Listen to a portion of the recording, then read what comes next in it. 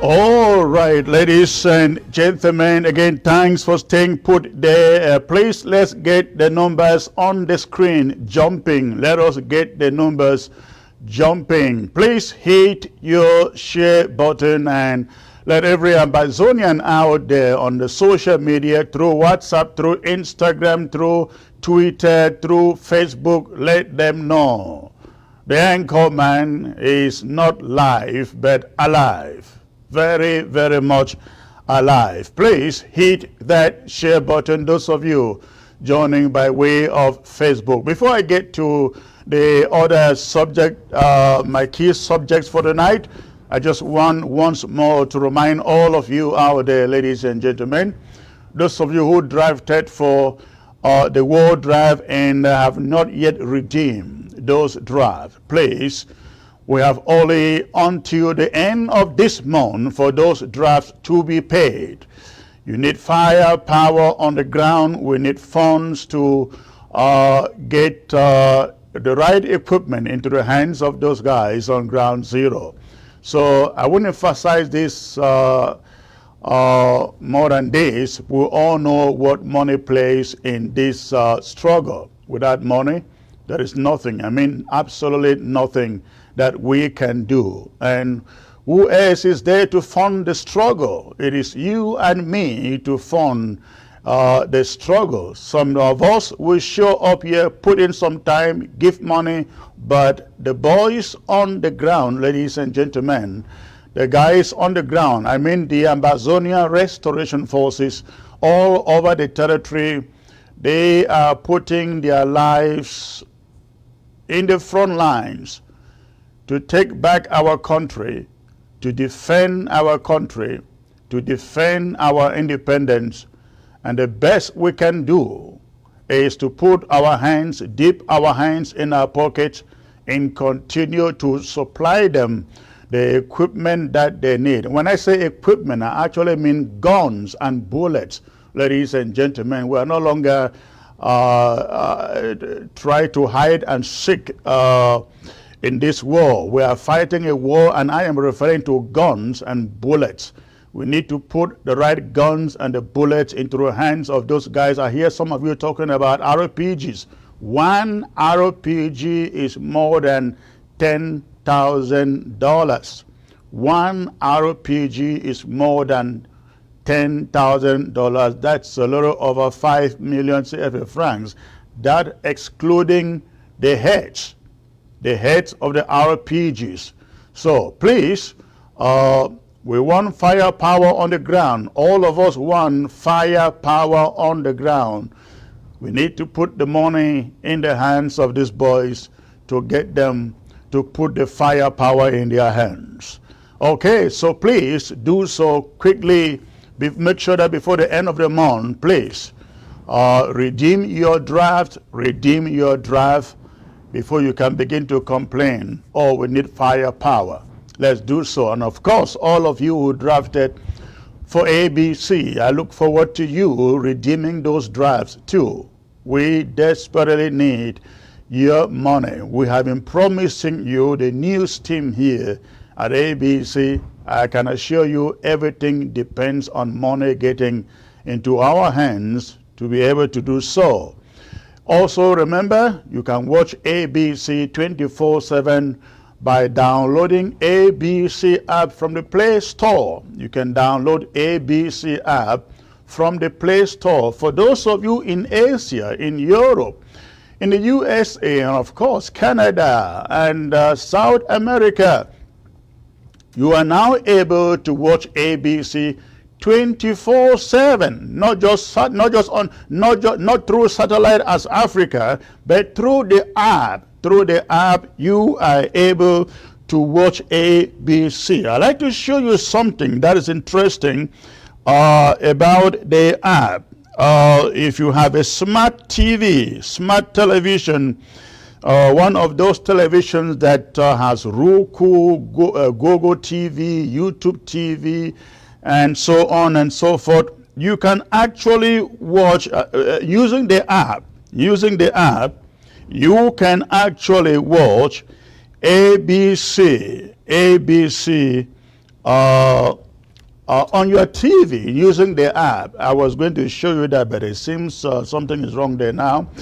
But you can actually, if you download the app, and you are in Europe, you are in USA, wherever you are, you have smart television, smart TV, you can actually, by pressing a button on that app, transfer the broadcast to your television and not just watch it from your phone or tablet or computer, but you can also watch it directly from your TV set. So please get to YouTube and download ABC app. Once you get to YouTube, Google ABC app and you will see the logo, the same logo that you find on your screen.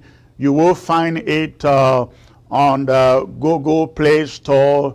Hit the download button and download that. Hit the download button and download that. Okay. All right, ladies and gentlemen, I think that is it about the draft and the app. Please hit your share button. Hit your share button. We must hit at least 1,000 viewers, live viewers on this Facebook platform today, ladies and gentlemen. So please, if you are joining, go ahead and hit your share button. Go ahead and hit your share button. Now, something happened over the weekend. Saturday night, dawning Sunday morning. That was yesterday in Ngo Ketunjia. Something happened there. I'm going to show you what happened there at Ngo Ketunjia. Where is that footage here now? All right, this is what happened in Ngo Ketunjia, ladies and gentlemen. Take a look at that.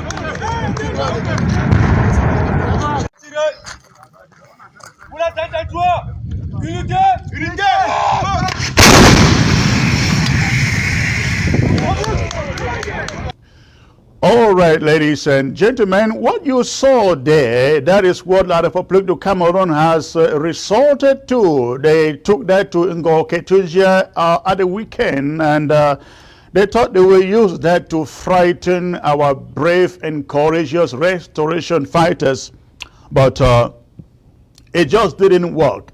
Now, I think they are trying to send a message to the Ambazonia Restoration Forces, but I doubt whether they are going to succeed with what they are trying to do. What you see on your screen, ladies and gentlemen, is an attack. On the community. Anywhere they take this equipment to, is an attack on the community. Because I do not understand how they can use this, whether they call it canon or whatever name they give to it, to target any community where there are homes, where people live. I'm sorry, I don't have those photographs here, but if you saw what happened at Bafanji Market, when they were releasing these cannons, people were literally hiding, sleeping on the floor because they didn't know what could happen to them. But this is what La République du Cameroon is trying to do. They are trying to use this to frighten, because I really do not think this is what they should be using in towns or in any village where there are inhabitants, because they will kill innocent people. And I just want to hope that the international community is watching this. But I want to bring to you, ladies and gentlemen, the spokesman for the NSC, who happened to also come from Ngo Ketunjia, to tell us what happened at the weekend with the deployment of this machine gun in Ngo Ketunjia. Hello, sir. Comrade Lanmi. Good afternoon, Secretary Chris. Good afternoon, sir. Tell us what you know about the events at Ngo Ketunjia at the weekend, given the deployment of this machine gun in was it in Bambalang or Bafanji? Thanks, Secretary Chris, for having me on board. Greetings to all Amazonians, home and abroad. I want to begin by telling every Amazonian that we are moving forward in our revolution. To tell you exactly what happened, this is a story. La République du Cameroon terrorist soldiers have run out of ideas to continue with their terrorist activities in Amazonia and they have resorted on using heavy artillery against civilian population. On December 12, 2020, La République du Cameroon terrorists, Secretary Chris, went to Bambalang in Ngo Ketunjia County and used their heavy war equipment on a civilian house with kids in that building. We have young kids of about 2 years old, 3 years old, playing in that house when they strike that building. Fortunately, and we thank the God of Amazonia, no civilian casualties was recorded. But that building, as we saw on the videos and pictures, was partially destroyed. At that moment, our forces were not aware of what was going on. When they heard the sound and they discovered that that was La République du Cameroon attack on the civilian, they moved up very quickly.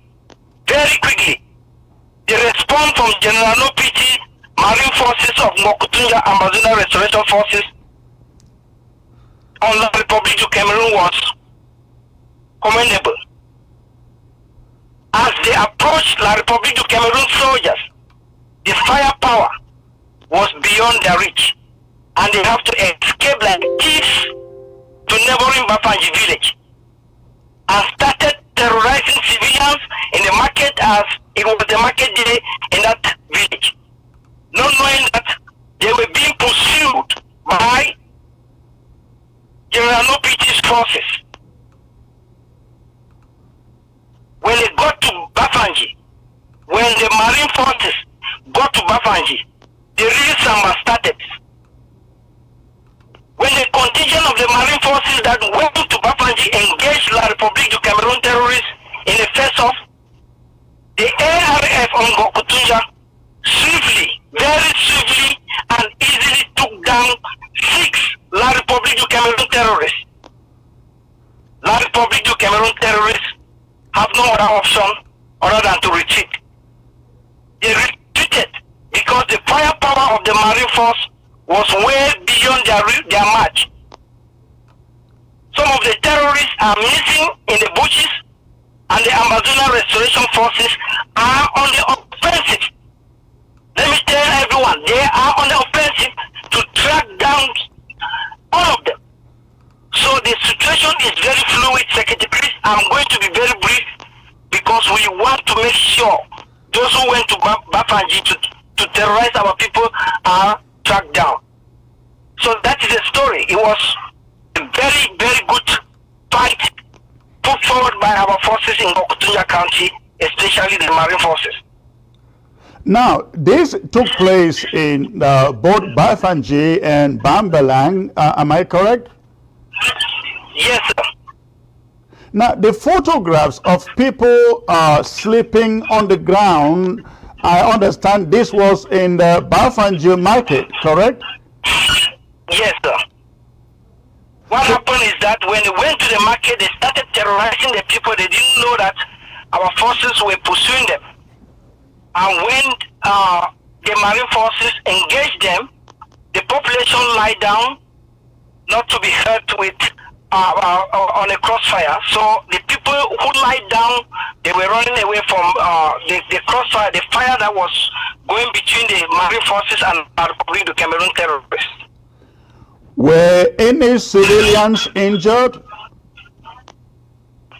As of now, we have contacted our civilians and no one was injured, but La Republique du Cameroon terrorists were deleted in their numbers. Were We equally incurred. Go ahead. Were any weapons recovered from La Republique du Cameroon soldiers? As of now, I would say not yet because we are still gathering more information. I'm not going to release some of the information right now, but La Republique du Cameroon suffered heavy casualties in that battle. Okay, so today is Monday. Is the enemy forces still in the community, or they completely withdrew? What we learned so far is that they came and they were forcing the civilians to go to the bush to look for their missing soldiers. And I want to assure everyone that our forces are on the guard. Let no one dare to enter the bush to look for any missing La Republique du Cameroon forces. Oh. I will end here because I don't want to review some of the information that we have at hand. All right, good to get these updates from you, sir. Thanks. Can I say this, Secretary Chris? Yes, please. I want to tell all Amazonians, La Republique du Cameroon is losing the war very badly. You can see in the report a few days back that more than 1,000 of their terrorist soldiers have been neutralized. But the government of La Republique du Cameroon is claiming that they deserted. I am here to categorically debunk such narratives. They have been deleted on the battlefront in Amazonia. La Republique du Cameroon have launched a new recruitment program for more young men and women to be trained as terrorist bees, the BIR. We are advising every Amazonian young men and women with their right senses not to think of enrolling into this program. Because everyone or anyone who dares the Amazonian Restoration Forces is daring with death. Going forward, Secretary Chris, the firepower on ground to defend homeland will contain La Republique du Cameroon terrorists with it. The American government, the Russian government, the Canadian government, the German government, and many other great countries are asking Dictator Biya to come to the negotiation table with Amazonia. Until that is done, I want to assure Dictator Biya and the world that Amazonia will fight till the world comes to an end.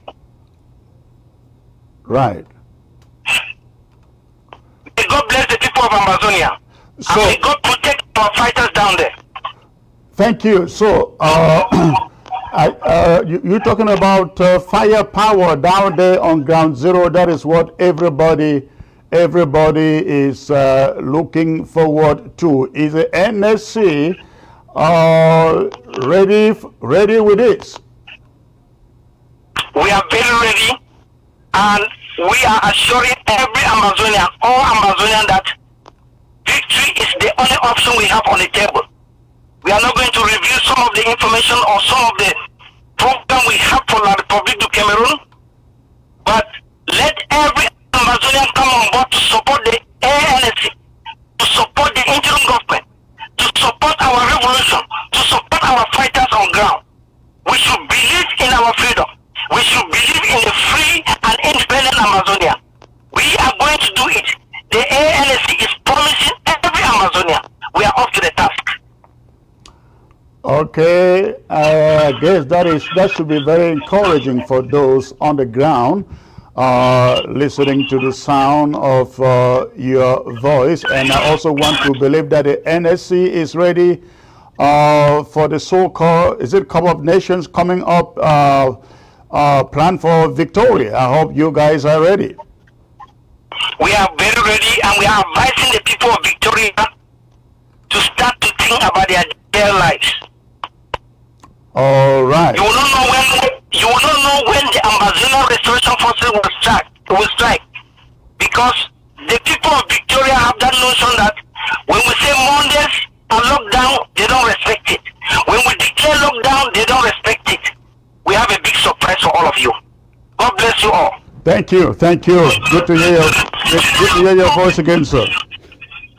Thank you so much, Secretary Chris. All right.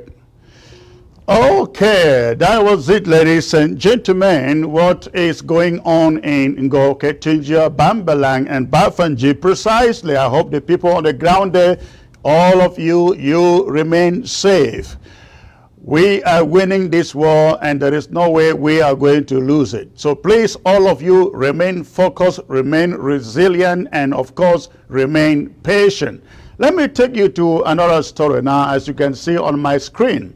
La République du Cameroon, they put out a press statement, a press announcement last week to the effect that they are recruiting, I think, about 2,000 soldiers to add to what they already have. And they are doing this on the pretext that close to 1,000 of their soldiers have defected in the course of this war to unknown locations, and now they want to replenish what they no longer have. They are appealing to Ambazonians, the one and indivisible country. The people of Ambazonia included, to show up and be recruited to join their soldiers. Fellow Ambazonians, we want to appeal to you. If you look at the list of the so-called desertees, they are not Ambazonians. The overwhelming majority of them are Francophones, French Cameroon citizens. And now, what they want to do is recruit you out there, Ambazonians, to join a death squad. I call them Boy Scouts of French Cameroon. We are appealing to all of you on ground zero, Ambazonians, Southern Cameroonians. You don't want to die. Do not join a death squad, Boy Scouts of French Cameroon, who are not psychologically and materially equipped to face war, to fight war. So please, you know what is happening on the ground in the battlefields of Ambazonia. If you do not want to die, my appeal to you today is, please stay away from any recruitment. Stay away from any recruitment being organized by La République du Cameroon.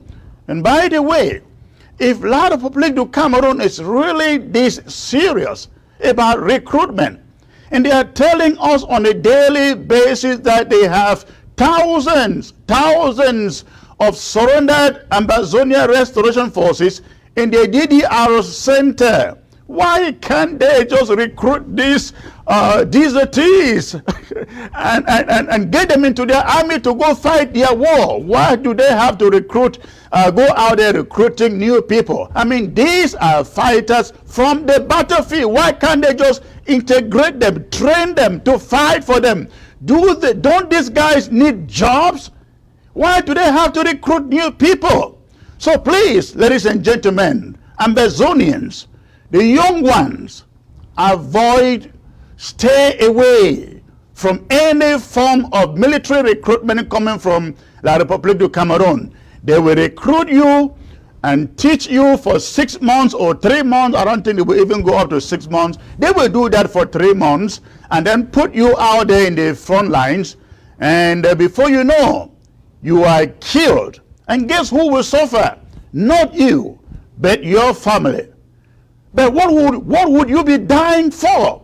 Ambazonians who are fighting this war, they know they are fighting and dying for their country. What would you be dying for if you go fighting for La République du Cameroon?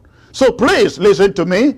My appeal to you, our appeal to you is, please stay away from any form of military recruitment being carried out by French Cameroon. Now, let me move to another subject here. 2 weeks ago, just about over a week ago, all of you out there, you learn of some arrests of 2 Red Dragons fighters in Libya. We were presented with images of those 2 Red Dragons fighters arrested in Libya. After we were presented with the pictures of their arrest and interrogation, a few hours after, some other photographs and video footages emerged of their being killed. I come to you today to tell you that those 2 boys were not killed. They were not killed. What you saw was staged to use it to capture Field Marshal. We have since found out those 2 boys are still alive. Now, they are not only alive. Late Saturday night, I think getting to Sunday morning, the 2 boys led about 180 soldiers into the camp of the Red Dragons in Libya. And they probably thought that they were disguised and get back to the location where they used to be with the Field Marshal. And so Saturday night, they led around 180 French Cameroon soldiers into the outboard of the Red Dragons. They were led there by these 2 guys who were supposed to have died or killed by the French Cameroon forces. But thank God, the Red Dragons had left that camp before they showed up there. So that is what La République is doing. They pick up restoration fighters and stage a killing that doesn't take place. And then they want those who are still back in the camp to believe they are dead. And so if they are dead, there is no way they can reveal their location. Whereas they are alive. They now sneak in the night, hoping that the dragons are still in their camp. But thank God they were out of the camp. The ploy was meant to give the impression, send the message to the Field Marshal that, okay, they are dead, so that there is no danger. There is no danger. But they were actually not dead. Those 2 boys whose footages were shown to have been killed and left lying in the forest, they are still alive, and they are actually still in the hands of the bees. They are actually still in the hands of the bees. And they had hoped that they will use them to capture Field Marshal, but that flopped. that never worked, that failed. Okay, ladies and gentlemen, it is time for me to take you into my panel here tonight. We got so much to talk about today, and continue to hit your share button. I must see 1,000 people on this screen today. Again, I am joined by Ntumfo Mbo Herbert today. I am joined by Barrister John. Barrister John, good afternoon, sir. It's a pleasure to see you again. Good afternoon, Chris. Thanks for inviting me once again. All right. I hope you are doing excellent out there in the land of the Libras. Oh, yes. Oh, yes. God be All our right. member. Thank you. Ntumfo, it's a pleasure seeing you. I always appreciate it when you join me on short notice, please. The pleasure is mine, and always is a great thing to be on the panel with Barrister John Fruso. Thank you. I love both of your company because no one else can break down the developments to the understanding of the people as the two of you do. We have so much to talk about today. Let's start with Doctors Without Borders.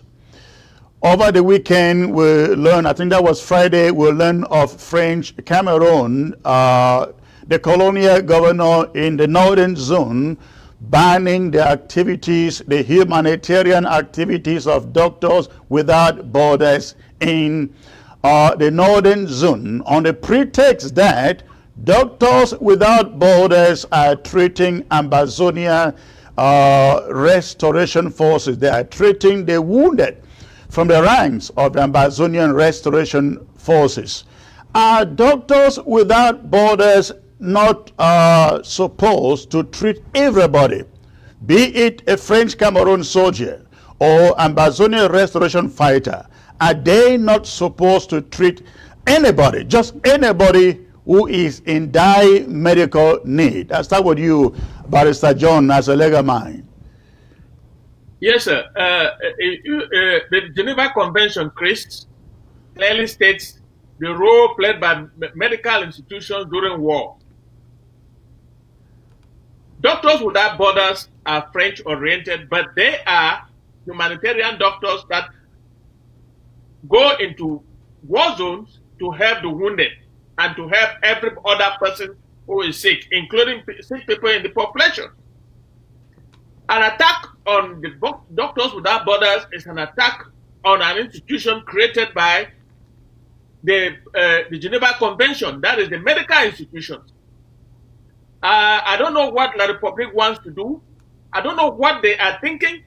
They have illiterates like Paul Giatanga running around and going to the extent of banning the activity of the medical doctors that have no interest in this war.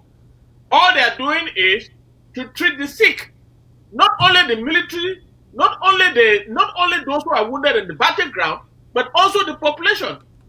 For them to go to the extent of banning the activity of activities of Doctors Without Borders, it's in violation of the Geneva Convention, and that is their cup of tea. If they successfully ban that medical institution, it will be one more violation of the Geneva Convention. Yes, Barrister John, I want to imagine that the international community is watching what is going on in Bamenda with the banning of Doctors Without Borders. What implication do you think that would have on this conflict? Well, it can only have a negative impression on La République du Cameroon. And it looks like they have thrown the books on any kind of fair play. They want to show the world that they are brutal and they don't respect any international convention.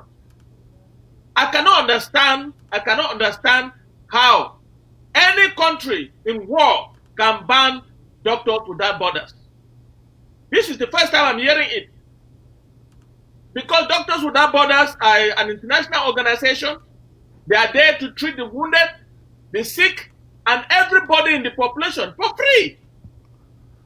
And that's what is happening in Bamenda, and it can happen in any war zone.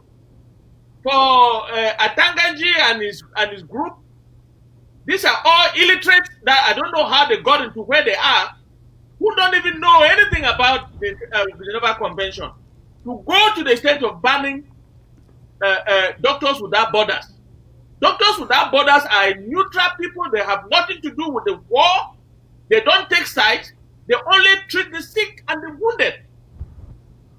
That is all. In Tumfoin, again, Doctors Without Borders is an apolitical organization, and going by international regulation, they are supposed to attain or cater for everybody, especially in times of war or areas of war. What the colonial governor in Bamenda has done, how is this going to impact the way the international community sees La République du Cameroon in the execution of this war? Well, I would say first that it is an additional act on the part of La République du Cameroon to prove that they do not respect the Geneva Conventions, that they do not care for international humanitarian law. Let me just do a little recap of what La République du Cameroon has done. At the very start of this struggle, we saw the Red Cross, members of the Red Cross, being mistreated in Bamenda. And La République du Cameroon could not care less when they were rubbishing this member of the Red Cross. That activity then continued when they went and attacked hospitals in Kumbo, in Bingo, in Muyuka, in Kumba, and burned down some of them on the grounds they believed that people were getting treated there who did not deserve to get treatment. Remember, there's a couple, a nurse and a doctor, that were killed in Bengui, or in Momo State. As a matter of fact, I don't know if it was exactly in Bengui, but they were killed in Momo State. And the reason for which they were killed was because it was alleged that they were providing medical attention, including to Ambazonian Restoration Forces. Then we heard very clearly from the United Nations that their efforts to bring humanitarian assistance to the people of Ambazonia were being hampered by colonial SDOs across Ambazonia. We heard a tape. It was very clear the United Nations that particular United Nations staff denounced what was happening. Then they moved to the next stage, and what we saw next was La République du Cameroon taking aim at a passenger plane coming into land at the Bamenda Bafut Airport, and then using that passenger plane attack to ban any air travel across Ambazonia. And the reason they banned air travel was because the United Nations had just identified all the airstrips and abandoned airports across Ambazonia, and were getting ready with 3 United Nations planes to provide humanitarian assistance to the people of Ambazonia. And La République du Cameroon has zero care for any of these people. When they burned up the hospital in Kumba, they burned up patients in their hospital beds. When they burned up hospitals in Muyuka, they burned up patients in those hospital beds. They have shown zero regard for anything that has to do with humanitarian assistance, that has to do with the Geneva Conventions. And it is time that the international community recognizes on their own that this is the modus operandi of La République du Cameroon. They're acting with impunity when it comes to everything. And I would just stop with the last example. In Gokutunja, our restoration forces stopped the United Nations convoy. And that convoy, in the conversation they had with our restoration forces, confessed that they did not have any trouble going through barricades set up by Ambazonian restoration forces while they were bringing humanitarian assistance to our people. The only people who had trouble, they had trouble with, were La République du Cameroon barricades. And as you remember also, there was a humanitarian aid worker who was killed and abandoned, and a reverend father discovered him in the morning. And that was also done by La République du Cameroon, because that is the way they operate. They do not recognize anyone's need. Now, remember that in Kumba, after the children were massacred and some of the people were in the hospital getting treatment, La République du Cameroon was busy arresting people, including people who were wounded. Do not forget that after Pinyin, there was a survivor who was taken to the hospital in Akum, and that La République du Cameroon went to that hospital in Akum and executed both that survivor and the brother who was taking care of them. Don't forget that Honorable Aya Paul Abine mentioned to us that he had proof of La République du Cameroon taking wounded people out of an ambulance and executing them. This is how they operate, and the international community, maybe they're late on documenting this stuff, but we have more than enough evidence to nail La République du Cameroon and put them in a coffin forever.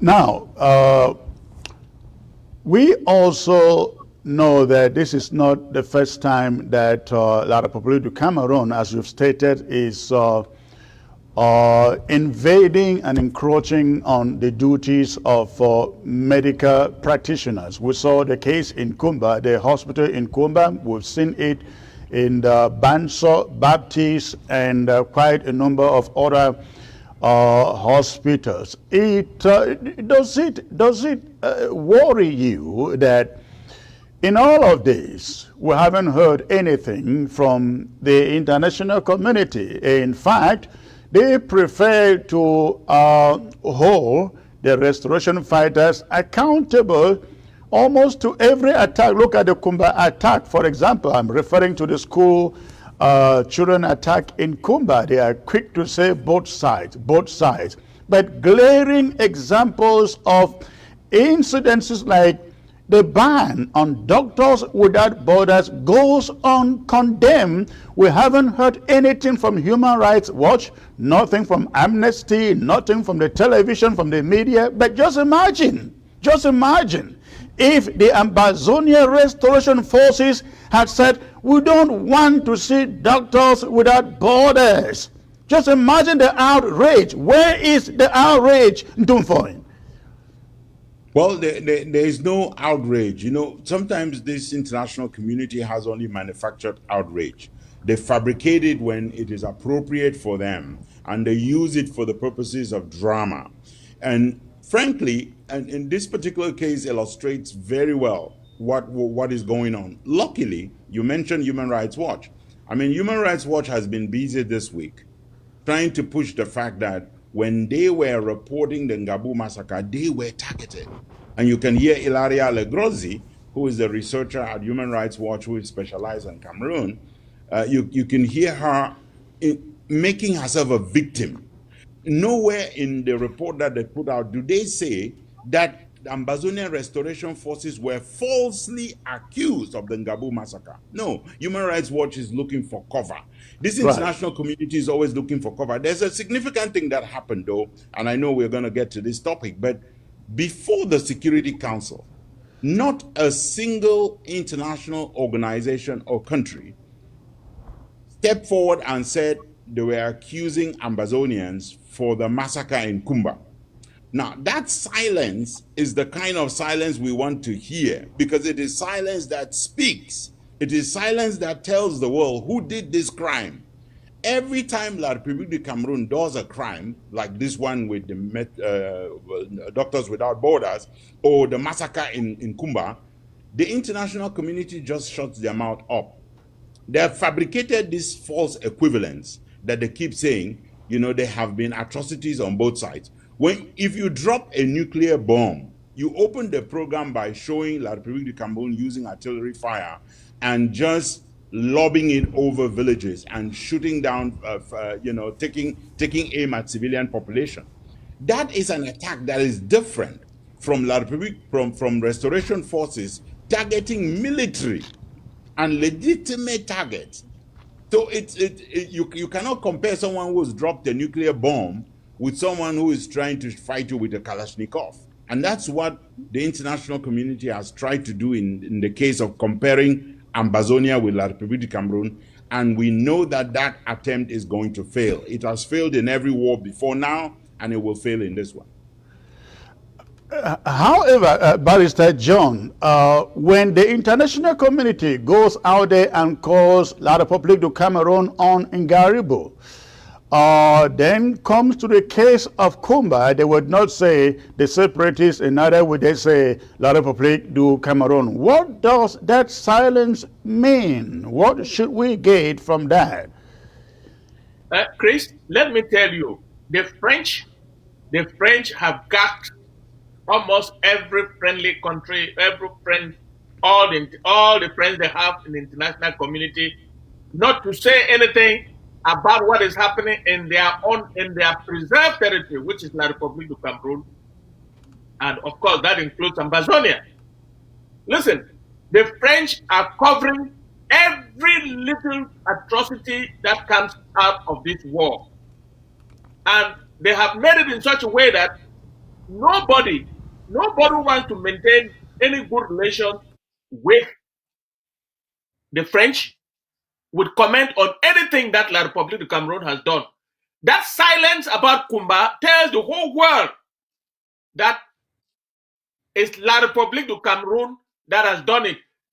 Just imagine that if it was our restoration forces, the Ambazonia restoration forces, the whole world would be crying because the French will make a big deal out of it. But look at what happened. 7 of our children were gunned down by La République du Cameroon, and the international community is quiet. It is quiet because they are paying lip service to the French. They claim that this part of our part of the country belongs to the French, and therefore they will not say anything that will annoy the French. The French are behind. I will blame the international community only to an extent, but I blame 100% the French, and of course the Chinese, who have an interest to protect in Ambazonia, and in the case of Chinese, in La République du Cameroon. So they will not do anything to annoy La République du Cameroon when it comes to the Chinese. But the French got almost everybody, including even the United States, which consider Cameroon a preserve of the French. Until when the Security Council met and these two countries were put in minority, that's when it got to them that things are breaking out.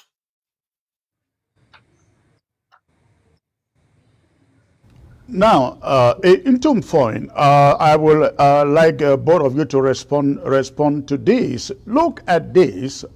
This is what they took to Ngo Ketunjia, Bafanji, Bambalang, respectively.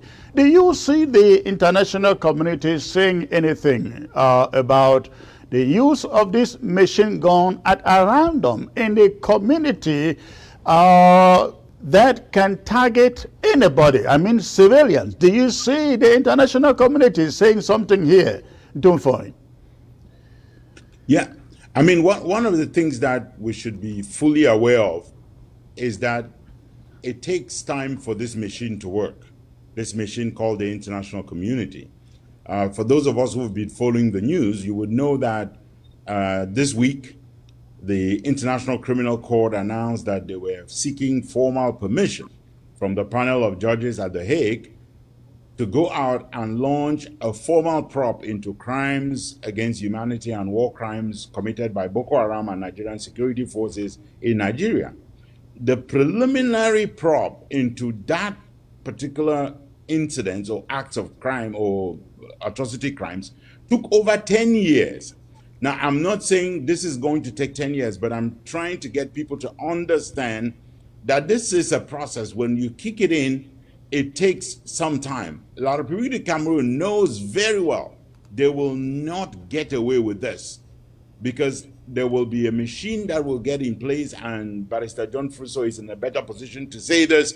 But when the ICC will get will get his hands on whatever petition comes before them, and they launch their preliminary investigation and determine that they have a good reason to believe that atrocity crimes have been committed, and they launch a formal investigation, there will be no escaping this. Barrister John, what do you think? Yes, Chris.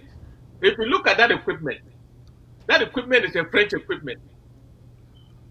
And everybody is watching around the world what La Republique is doing to our population with that machine. And everybody is quiet. The international community is quiet because the French don't want them to say a word.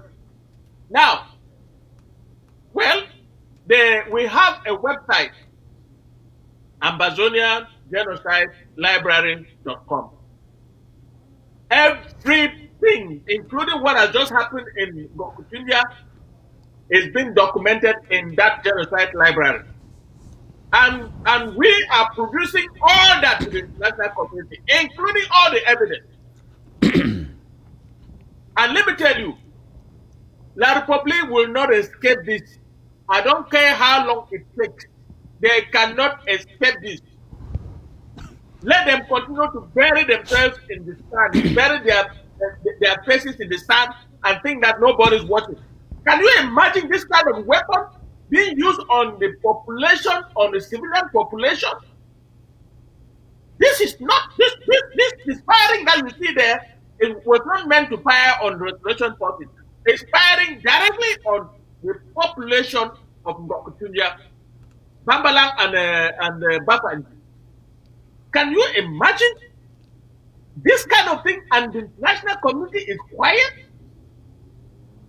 This gun, this type of thing can only come from the French. And of course, some of them come from the Chinese. Those are the two people working against our interests. I hope they know that they have declared themselves permanent enemies of the people of the Southern Cameroon and Ambazonia. I'm talking about the French and the Chinese. Well, talking about the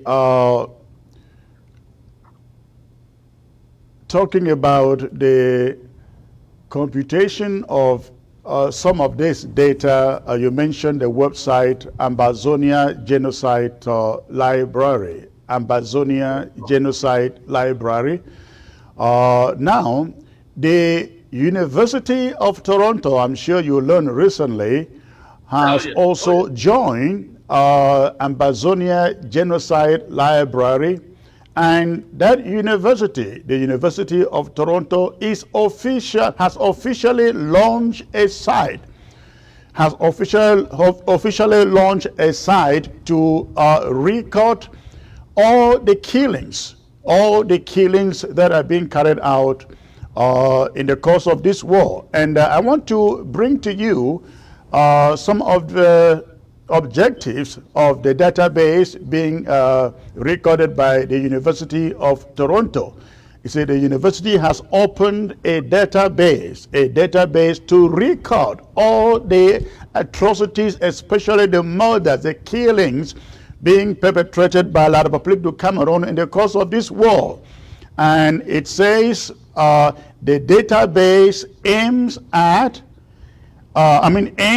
to counter the culture of impunity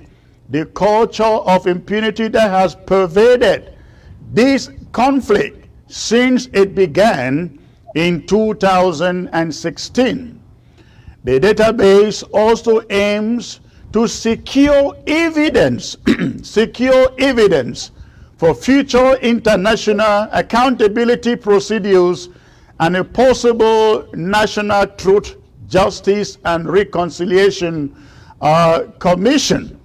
It also aims to assist human rights activists and journalists advocating for human rights in, they say, Cameroon. Well, that's okay. And they also aim at, they also aim to constitute an archive for scholarly research on Cameroon and the Anglophone crisis, that's the way they call it, They are calling this in the context of one Cameroon, but I'm reading their words, ladies and gentlemen. So they aim to constitute an archive for scholarly research on Cameroon and the Anglophone crisis and conflict. Oh, is it interesting? They add the word conflict. And lastly, they aim to serve as a deterrent to warring parties from engaging in further atrocities. And it adds that the database is apolitical and non-partisan. It is a secure, centralized location that stores information about atrocities perpetrated during the Anglophone crisis in Cameroon. The atrocities violate domestic or international laws and rules of war. Now, that is coming from the University of Toronto that has set up this database to collect this evidence.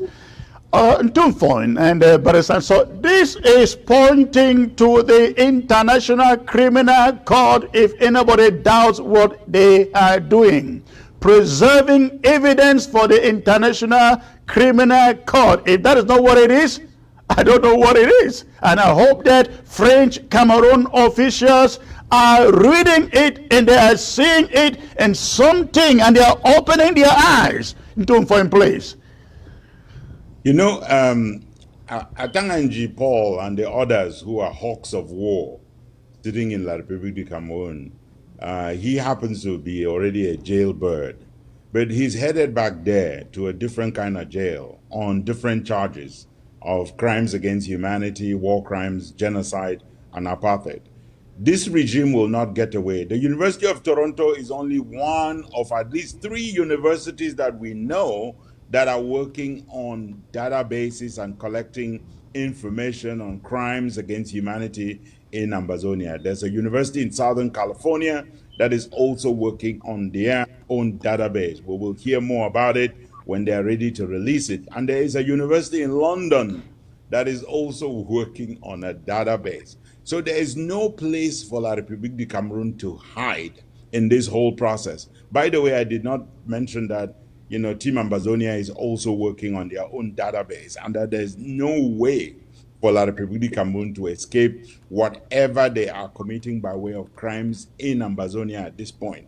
Frankly, as you point out, Chris, the main thing, and I wrote a note back to the Toronto University as soon as I saw the database, and I said, you say you are political, you don't take sides in this war, but you have already taken sides by calling it an Anglophone crisis. It is not an Anglophone crisis. By calling us Anglophones, it is not. By recognizing only La République du Cameroun, you are denying the same conflict that you claim to be covering. If you want to cover this conflict properly, you must begin by admitting that we have in play 2 states, 2 independent states, Southern Cameroons and La République du Cameroun, and the people of Southern Cameroons are fighting domination, colonial domination, recolonization and annexation, military occupation by La République du Cameroun. If you do not do that, and you start hiding behind Anglophone crisis, you start hiding behind words like separatists, you are not talking about the same conflict, and you are not documenting the same conflict. And I beg Ambazonians out there to mount pressure on the University of Toronto to change the terminology they are using. We are not Anglophones. This is not about an Anglophone crisis. This is about genocidal violence. This is about the crime of genocide, the crime of apartheid. It's about crimes against humanity and war crimes that are being perpetrated in Ambazonia. This is not a conflict. This is a war. So they cannot continue using these words. The Stockholm Institute for Peace Research, the Stockholm Institute of Peace Research indicates that a war is a conflict that has produced 2,000 casualties, human casualties. We went past that a long time ago. And the international community of the Red Cross, which is supposed to create the transition from when a conflict goes into a war, They have stalled. Everybody has frozen the figures of the dead in this conflict. Like 2 years ago, we hit 3,000, and all of a sudden, that number froze at 3,000. And everybody Yeah, keeps the number 3,000 remains people have died. 3,000 forever, right? Yeah. So this documentation and databases that they're building, if they do not step up, if we do not continue to hold them accountable, even as they work on this supportive databases that they're building, they will misrepresent what our people seek, and they will misrepresent the number of casualties, the death tolls that's mounting on the ground, and they will misrepresent the number of our villages that are burned down and the number of people raped and all of that. Yeah, Barrister John, again, this is essentially evidence being built for the International Criminal Court. Am I wrong? No, you are right, Chris. You are right, Chris.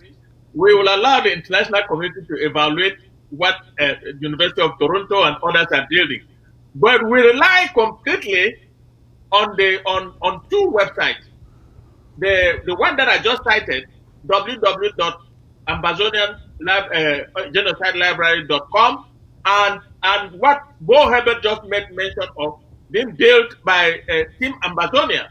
We are producing that. We will produce that to the international court, and we'll go from there. Any other website that is being produced that puts the language they want to put it their own way, well, that is their cup of tea. We will not rely on anything that is tinted by language or by any other form, call a website that presents the atrocities that are happening in Ambazonia. We have a genuine website that catalogs all the atrocities, all the genocide, all the crimes against humanity and war crimes into one website called what I just cited, Ambazonian Library, Genocide Library. And we are going to rely heavily on that, and on the website being created by Team Ambazonia. we are going to produce all that to the international community, and any other website that the international community, especially the ICC, wants to look at. Well, they will look at what is there, but they should know that the language that is being used by some of this website does not represent Ambazonia. So we have our own website that is well furnished. There are two of them. The library, the Genocide Library, and Team Ambazonia website that Bo Herbert is building. And we're going to use all that to prove our case. And I tell you, Chris, when that University of Toronto website came out, I read somewhere that A2D was having sleepless nights, because it is now dawning on them that the world knows that they are committing genocide, they are committing war crimes, and they are committing crimes against humanity. Well, there is no reason why they should not be very, very concerned when they hear that the West, somebody in the West, you have, I think the University of Oxford is doing that.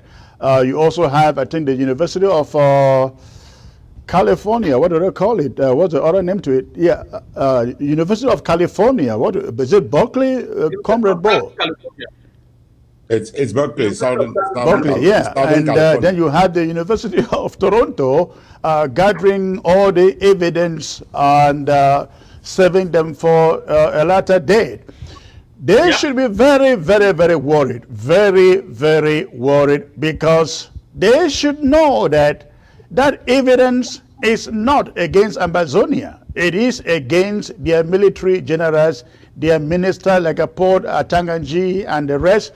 And those who are calling the shots in that country, definitely Biya will not be dead. The man is as good as nothing right now. He's almost done. He's dead. So it is not about Biya. It is about those who are calling the shots on his behalf.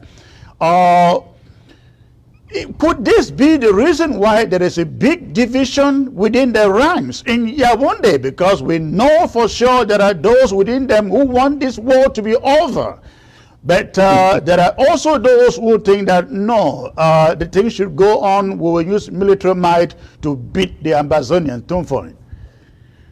You know, it's a good week. It's a good week to be fighting for the upholding of human rights and the upholding of the rights of people all around the world, including the right of self-determination. Because what has happened in this week, two very beautiful things. Ilaria Allegrozzi of Human Rights Watch, who is usually on the site of La République du Cameroon, came out with this short report in which she said, hey, we recognize that soldiers have been arrested with respect to Ngabu. But the people who were giving orders, the civilians and the military people who were giving orders, who were not on the field during the execution of Ngabu, they have not been arrested yet. Now, that is an interesting thing which she's saying, because those people are the ones that go before the ICC. And for verification, you look to the case with respect to Nigeria this week, when the prosecutor of the ICC said, we recognize that all of these cases have already been brought before the courts in Nigeria, and it is appropriate that some of these cases be brought before the court in Nigeria. However, the people in civilian and military authority who were giving the orders for these things to happen need to face trial before the ICC. That is the justification for them opening a probe.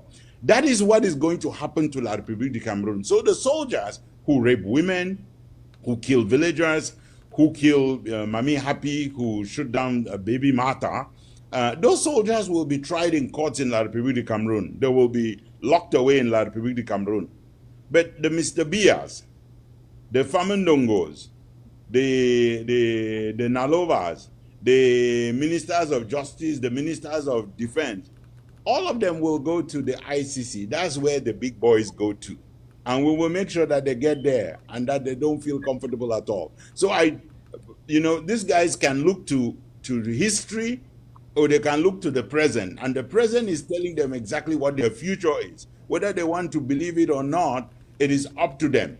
And they can play for whatever time they are playing. They can sit around and hope that this will escape them, this will pass them by. It will not.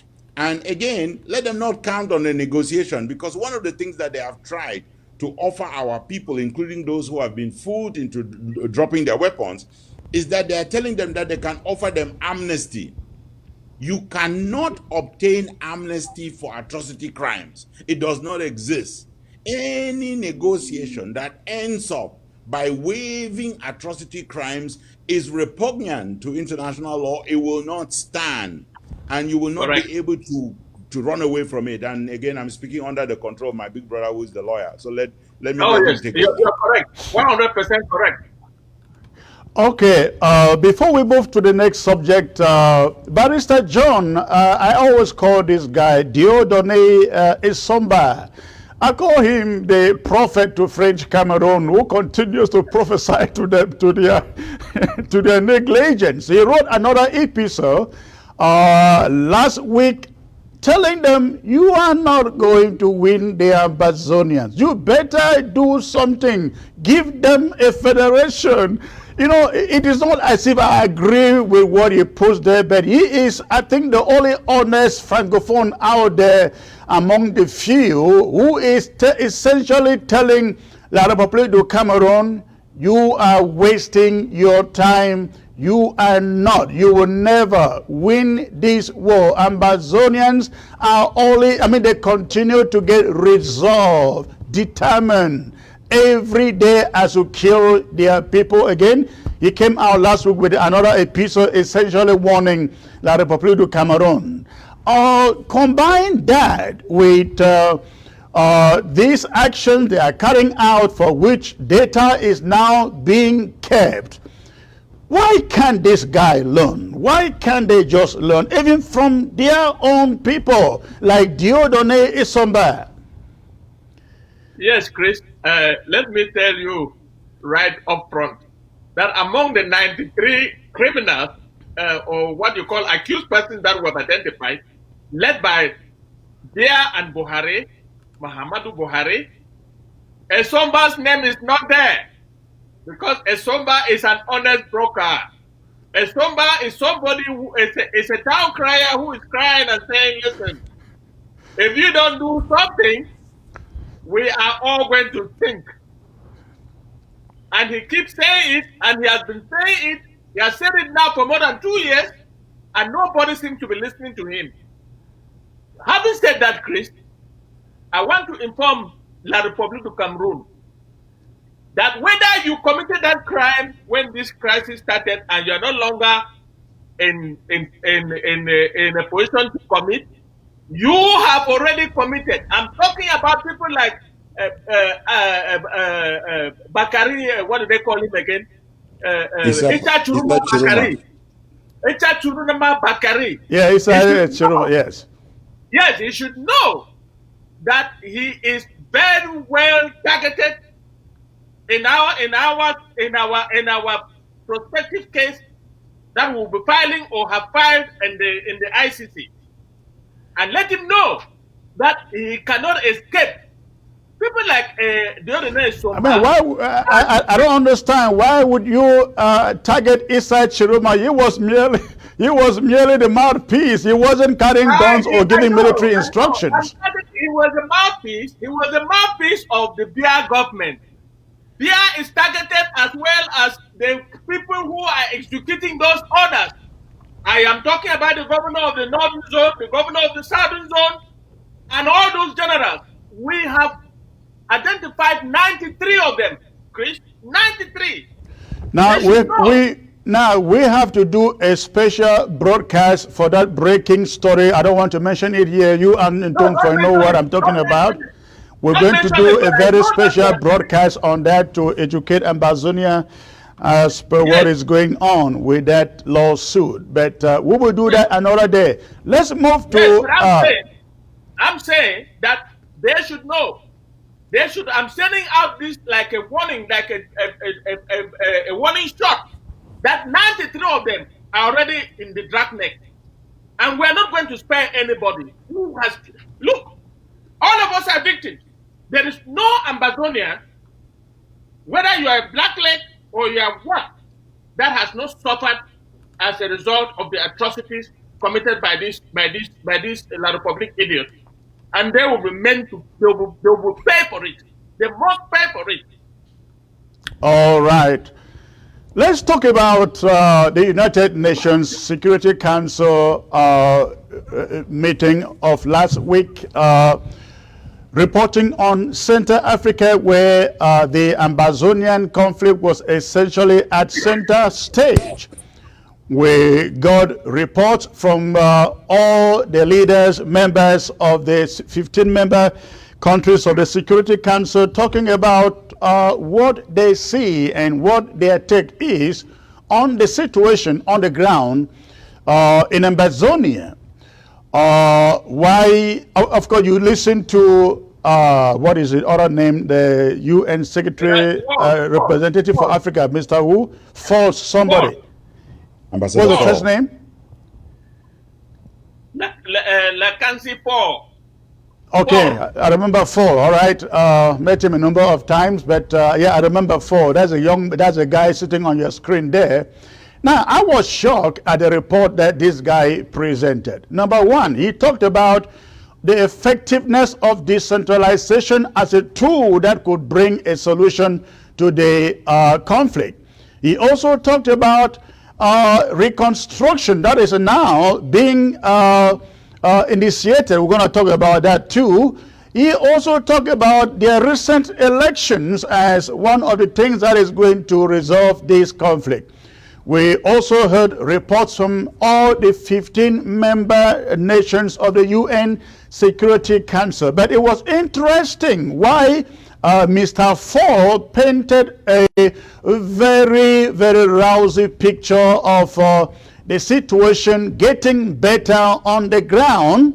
Other nations, including England, Canada, Germany, Russia, they painted rather a different picture of the situation, essentially calling for dialogue, without which French Cameroon cannot again win the war. Let me give you a quote that was actually presented by the German ambassador in the name of Sota Gunther. He said, and I quote, "There will be no sustainable peace process without direct negotiations between the Cameroonian government and the separatists," referring to us. "We strongly support the Swiss-led mediation process, which aims to improve the conditions for such negotiations. Conflict parties must show resolve to de-escalate and act in the spirit of compromise." The key words here in Tone 4 are, number one, there will be no sustainable peace process without direct negotiations between the Cameroon government and separatists. And he points to the Swiss initiative. Now, those are two things, two very powerful things he mentions there. He is saying that there is no military solution to the conflict. And he is also affirming that the Swiss mediation remains the medium through which a cessation of fire can be reached and a lasting settlement can be reached. All of this. Now, if you also listen to what the English lady said, I didn't agree with most of what he said, but at least he said something to the fact that there is no military solution to this conflict. The Canadians, the Russians said all this is coming about as a result of the forced decolonization that was initiated by the rich in the 60s. Essentially, Herbert, I'd like you in your wisdom to tell Ambazonians, what do we make of these statements coming from these leaders at the UN? Let me start with the Holy Book. They tell us how people were overjoyed when the stone was rolled away and Lazarus was asked to walk out of the grave. You know, not everyone was happy that Lazarus came back to life. We have people in Ambazonia who have killed and buried the Swiss-led process ever since. And every day this Lazarus event happens. And they must be very, very disappointed. Because they keep saying to themselves, how do we bury this thing that does not exist, that is supposed to be a hoax, that's supposed to be fake, that's supposed to have never existed? And every day the international community reminds them that the international community supports a process that they have invited us to put in place to make sure that we can then bring La République du Cameroun and teach them a lesson as to why we are fully justified to claim sovereignty over Ambazonia. And our people keep running circles around. The same people who have told you that the Canadians were going to initiate a process, that the Germans were going to initiate a process, that the Americans were going to initiate the process, cannot recover from hearing the Security Council say speech after speech, the process on the table is the Swiss-led process. Now, you can be very unhappy with the Swiss-led process, and those who are have never been there, have never participated in it, don't know what it is all about. You can be dissatisfied. The Palestinians are also dissatisfied with the US leading the peace process in the Middle East. But the international community functions that way. They line up behind a power that has accepted to lead the process, and that power then does the mediation between the powers. Now, people keep confusing what will be the outcome and how you will implement or enforce that outcome. When you go into negotiations, you get guarantors. Those guarantors can then come out. They could be the United Nations, they could be the United States. That is when you get the guarantors to move to that process. But what basically happened there at the UN Security Council was that I believe that Ambassador Fall got totally humiliated by the rest of the Security Council because he showed up at the Security Council like an ambassador for Mr. Biya. Exactly. He could have been Cameroon's representative to the United Nations. And he read out all the talking points of the CPDM to the Security Council. And then he sat there and was punished by every speech, absolutely asking him to swallow every word he had just put out. And that is the kind of humiliation that our African brothers who line up at a time when they are supposed to speak out on behalf of our people, like Kofi Annan lined up, refusing to speak when he was in charge of the peacekeeping mission in the peacekeeping department when the Rwanda genocide was unfolding. He refused to speak up and he regretted for the rest of his life.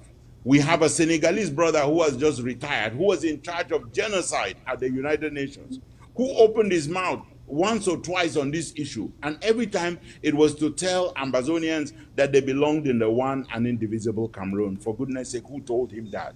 Again, Ambassador Fall will go down in history as an African who refused to recognize the genocide that was unfolding in Ambazonia, and who decided to go along with Mr. Biya. And were it not for the immunity that he enjoys as a UN staff member, he should be one of the people on the ICC list, as far as I'm concerned. Barrister John, please give us your thought on this. Yes, Chris, let me start by saying that this Ambassador Fall is a French puppet. If you look at what happened in the Security Council, the French and the Chinese claimed that the conflict was an internal matter. And all the rest of the members of the Security Council, like you just put it rightly, Chris, they went after those two, the French and the Chinese. And the language of the Security Council has now changed from dialogue to negotiation. I'd like to take this opportunity to thank countries like Estonia, the Dominican Republic, the Belgium, and all the other members of the Security Council except France and China, who spoke so very pointedly to the Swiss-led process, and that is the only way out of this conflict. And this man that we are seeing on the screen, called for, he will go down in history as the most, as a terrible African French puppet that was planted in East Africa by the French to do what he is doing. Like Bo Herbert put it very succinctly, he presented a CPDM narrative. And that is where he gets his pay. He doesn't get his pay not only from the United Nations, he gets it from France and from La République du Cameroun. This man has not opened his mouth, not once, to talk about the genocide taking place in Ambazonia, to talk about the targeted killings that are taking place, the war crimes that are taking place, the crimes against humanity that are taking place, and he painted a rousing picture of decentralization, and that decentralization is the only way out of this conflict. He must be a madman. Well, I assume he is indeed a madman, because I do not understand what mediator will come into a situation and decide to choose one side, ignore the other, and he could even go out and write a report without consulting the other party. If you listen to his report, he quoted La République du Cameroun, what they are doing again and again and again and again in his report. Yet, he is supposed to be like the mediator between the separatists, as they would like to call us, and La République du Cameroun. But no, when you listen to his report, there is no indication that he speaks to the separatists. And I am a little bit shocked that nobody at the UN is wondering, why is this guy only quoting what he sees in La République du Cameroun? Could it be it's because they still see us, they assume we are still one and indivisible La République du Cameroun, Tumfoy? You know, one of the things, and again, I'm glad that you're talking about a UN civil servant, because that's who he is. This man is singing for his breakfast, lunch, and dinner. He has to have pay to go home. This guy is battling for his salary. And the French can knock him out with a knot on their head. They can take him out.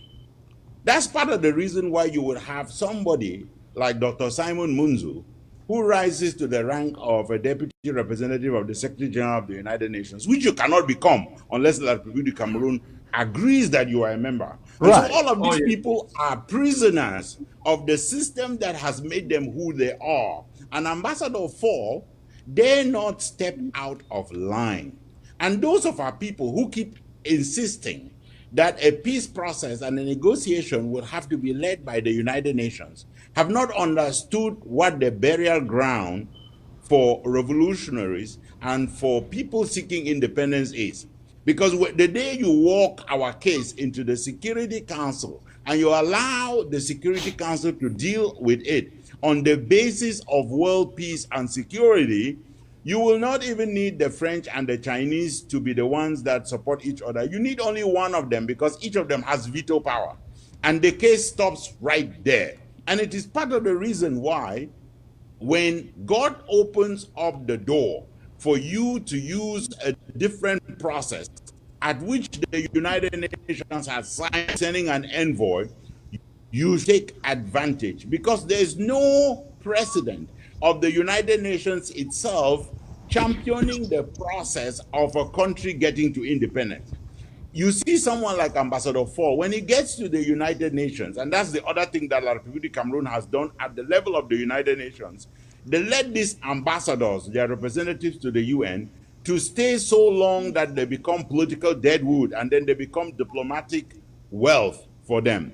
Because what the representative of Cameroon is doing at the United Nations is, as the doyen of the African Corps at the United Nations, he is leading like the shepherd, the sheep of Africa at the United Nations, and is making sure that they do not step out of line, and the French are helping him in that process. But again, what will happen will not depend on what the United Nations finally determines they want to do, because the people of Ambazonia are the only ones who will determine if they will stay in any La République du Cameroon, and we have already determined we are not staying. And it is going to be impossible for the world to reverse it if the people of Ambazonia stay with their program. That is all what is needed. And negotiations, for those who fear it, do not have to be a frightening encounter, because it is the outcome that determines. It is not whether you go into negotiations with who and you go in whatever country under whatever auspices. It is what is the final outcome of that document. And Ambazonians will not be forced to sign on to any document that does not deliver for our people the independence that we seek. Barrister John, let me get back to you on this. We cannot fail to give tribute where it is due in this case. I'm talking about the very, very succinct and to the point analysis from the German ambassador at the UN, saying it point and clear that there is no military situation, there is no military solution to this conflict, and calling on La République du Cameroon to negotiate. What should Ambazonians get from that? Well, Chris, I want all Ambazonians to know that Germany is a friend, and it's a friend indeed right from the beginning of this struggle and until today. And not only the French, those who understand the decolonization process that took place in the southern Cameroon will agree with us that this is an international conflict, and everybody except the Chinese and the French are calling for an international negotiation. And they are all lining behind the Swiss-led process. Now, Germany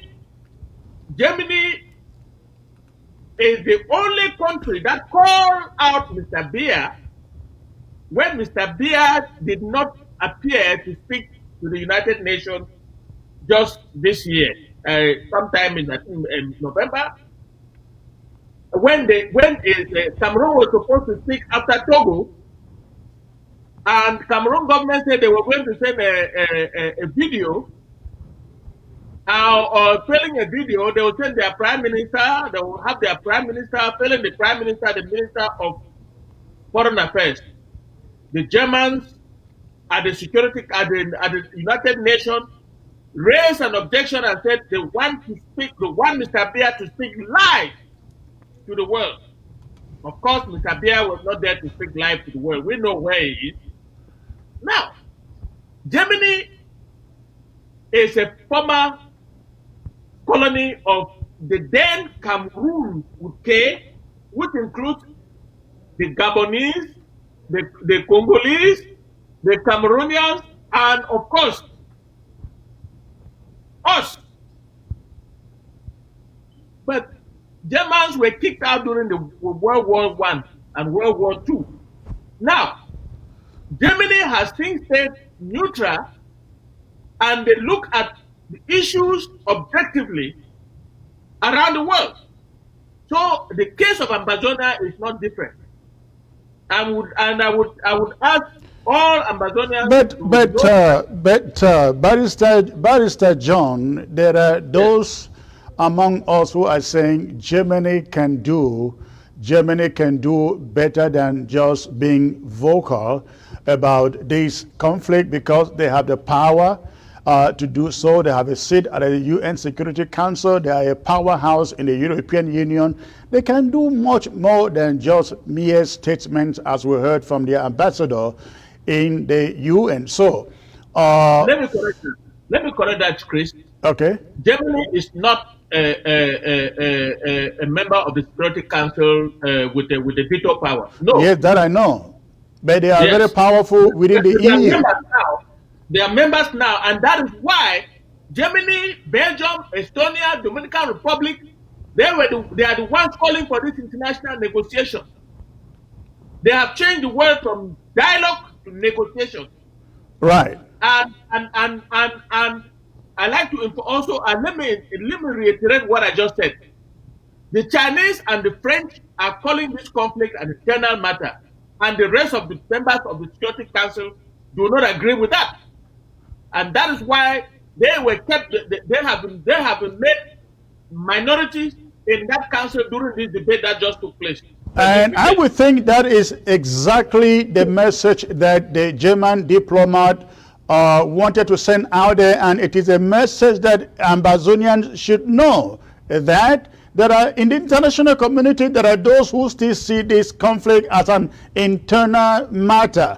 But countries like Germany, like Canada, Dominican Republic, and others that you mentioned, they see this as something that cannot be resolved internally. It has to take negotiations for that to be done, and that is why they keep on mentioning the Swiss initiative. But we will talk a little bit on that. But in Tumfon, I'd like to ask you the conspicuous resistance by the French at that UN meeting from mentioning the conflict in Ambazonia. They did not call Cameroon by name. What do you make of that? That is the French. That is the French. They fought a war in Vietnam without ever admitting that they were fighting a war in Vietnam. They fought a war in Algeria, killing 1 million people without ever admitting that they were at war. They fought a war in Cameroon, killing 800,000 Bamileke people without ever once admitting that they are at war. They are fighting a war right now in Ambazonia, killing our people, 15,000 plus right now. And the French will never admit that they killed the fly, because this is a country that brags around the world that it is the country of human rights, but this is the one country on earth that has maintained colonial ties with the rest of Africa, that has held the people, the black people of the world, down to their knees. They talk about someone having a knee to your neck. The French have their knee to the necks of Africans. Right now, the French have finally said, we are going to negotiate, including with the Islamic militants in the Sahel, But these are the people who keep telling you we will not negotiate, we will not do anything. These are the same people who presided over the genocide in Rwanda. They are not going to wash themselves clean.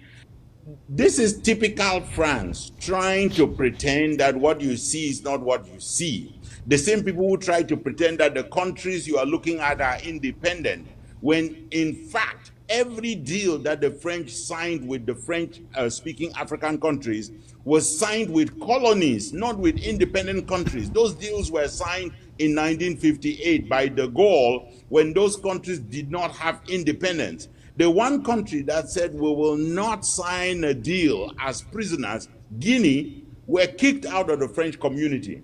These are the worst hypocrites you can find anywhere on earth. And when we are done with Ambazonia, it must be part of our responsibility to collapse the French imperial empire across Africa, because the people of Africa will never be free, especially the people of French-speaking Africa, unless we do away with the imperial hold that the French have got over them. I would also just say one other thing about that debate, because that debate has got our people excited about what the Federation of Russia said. And it is for our people to be educated about what our past is, what our history is. Because remember, in the late 1950s and in the early 1960s, our people also got excited about the communist East. And they started making partnerships with the communist East, including welcoming people like Kwame Nkrumah into Ambazonia. And what happened was that the rest of the West determined for themselves that we were shifting to the communist bloc at a time when the most intelligent thing to do was to remain non-aligned.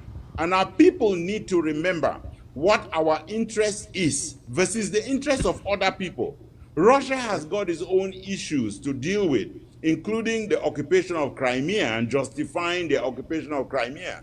And our people must remain laser focused on what is the interest of Ambazonia and play with those nations, work with those nations that are willing to take our people to the promised land, not let ourselves be carried away by, as you were saying a moment ago, people can make statements, but check out on the ground what is happening. We know that the Russians are backing up a force, a rebel force in Central African Republic. And we know that some of the mercenaries that are associated with the Russians have been fighting our people on ground zero. So our people, again, we need to be careful with respect to what it is that we seek, what our interest is, who we build that interest with, and how we maneuver in the international community so we are not misled once more.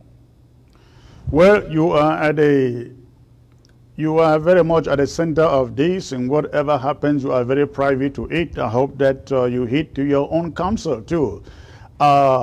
Let's get to one more point on this same subject. Now, we have heard over and over again and again from our naysayers and people who consider enablers trying to tell the world, and Ground Zero in particular, that nothing exists like the Swiss initiative. Now, again, at the United Nations, we heard it from the British, we heard it from the Germans, we heard it from the Dominicans, we heard it again and again and again. The Swiss initiative was on the table. What would you say to the naysayers out there who have all along wanted Ambazonians to believe they were being fooled? They said, Chris Anu said, the Swiss thing didn't exist. Tum Fon, you went to Swiss and you took your money and the thing was over there. Now, please, I'm sure you got a message for those naysayers now, both of you. I start with you, Tum Fon. Speaking about the money, I wish they had some money, because we really need some money for our people to buy weapons and do some damage to La République Cameroon. If they really gave us some money, it would have been a blessing, because then we could have put it into the draft and we could have made sure that our people are equipped to take the war to the enemy. Unfortunately, some of these people will not know these stories, and we have not told them. There's a hotel in which they packed us in Belgium, for instance, and we went there late in the evening, where none of us could sleep on the bed because we were very convinced that those beds had bed bugs. I mean, we had a delegation, and some of the ladies that were with us that night, we said to them, please, you guys have to move to a different hotel. And the rest of us stayed at that hotel. In Oh, fact, they we gave stayed you a somewhere hotel and they else. gave you ladies too. No. We're talking about members of the delegation who were Ambazonian ladies. And we said they had their flight much later. I was just in the afraid day. they were not the Fumban ladies. Remember Fumban No, 1961? it's important to always clarify these things because some people out there cannot think about conferences without thinking about ladies. The only thing Yeah, they think because is of that you go Fumban, there you know that. because of ladies, just crazy. And they keep accusing our parents of going to Fumban and doing the ladies. You have to have a distorted mind to think that. But to the point I was making is this: that if people just saw some of those conditions where we were pitying the ladies and we were telling them, please go check into a different hotel, you cannot stay the night here, and where all of us, for instance, stayed the night in Comrade Kometa's room, standing up. First we went out to Barrister Ndo's place in Belgium and he treated us to Samachu, and then we came back to the hotel and we stood up in one room because we could not even sit down on the bed. And when we use the bathroom in the morning to take a shower, we use our undergarments to wipe ourselves because we could not use the towels. That's the kind of trouble that we put ourselves through to try and then work for our people. And then when you come back, they tell you that they loaded your pockets with money. This is all rubbish. For the naysayers, please, just know, if you bring us another process, call it whatever, the German process, Canadian process, we will join you. We are not like you. We will not reject processes, because a process is a process. You sit down there and you see whether you agree with the outcome. That's why we worked with the Belgian process. But right now, there's no process that you're offering, and the international community has told you there's a process. You can either close your ears to that, or you can decide, well, my way or the highway. And that's where we'll stop, Brother Creed. All right. Let's move on to another subject, and this will be the continuous engagement of the United Nations Development Program in Yaoundé in the so-called reconstruction, and the other word they've coined for it is recovery. I have personally learned over last week that right now UNDP is recruiting and training recovery and reconstruction workers over in Yaoundé. Now, it appears that in spite of our warnings that we are not going to accept or tolerate any form of reconstruction in the midst of war, the UNDP just doesn't want to listen, and they are still fully engaged in this reconstruction exercise. And I would say, to the larger extent, this is the United Nations. So, Barrister John, let me come to you. You are a lawyer. Is this what normally would happen in a war situation where there are two warring parties and the United Nations, forget about UNDP, the United Nations is in the midst? Instead of sorting out a lasting solution, they are siding with the perpetrators, in this case with Cameroon, talking about reconstruction and so-called recovery. Chris, our restoration forces, the Ambazonian restoration forces and the interim government have served enough notice to UNDP and its ally, La République du Cameroon, that you do not do any reconstruction during war. Now, if they take the risk of coming to do reconstruction during war, we will take the risk of attacking them and let them go to any court, because attacking a UN agency is a war crime. But it is a war crime only when they have not been served notice of the risk involved. Now, UNDP has decided to side with La République du Cameroon to come into our territory in the pretext of doing what they call reconstruction, knowing that the war is still raging on. And we have served enough notice to tell them this place is not safe for you to come in. So if they come in, they will be a legitimate target of the Ambazonian Restoration Forces, and that will be their cup of tea. Having said that, I take this opportunity to warn again the United Nations agency called UNDP to stay away from Ambazonia, which is a war zone, and wait until the end of the war before they can talk about reconstruction. And they are not to determine the reconstruction for us. They are not the ones to determine the reconstruction for us. The issue of reconstruction and its processes will be negotiated at the negotiation table in Switzerland or anywhere else that the Swiss-led process will take us to. That is my take, Chris.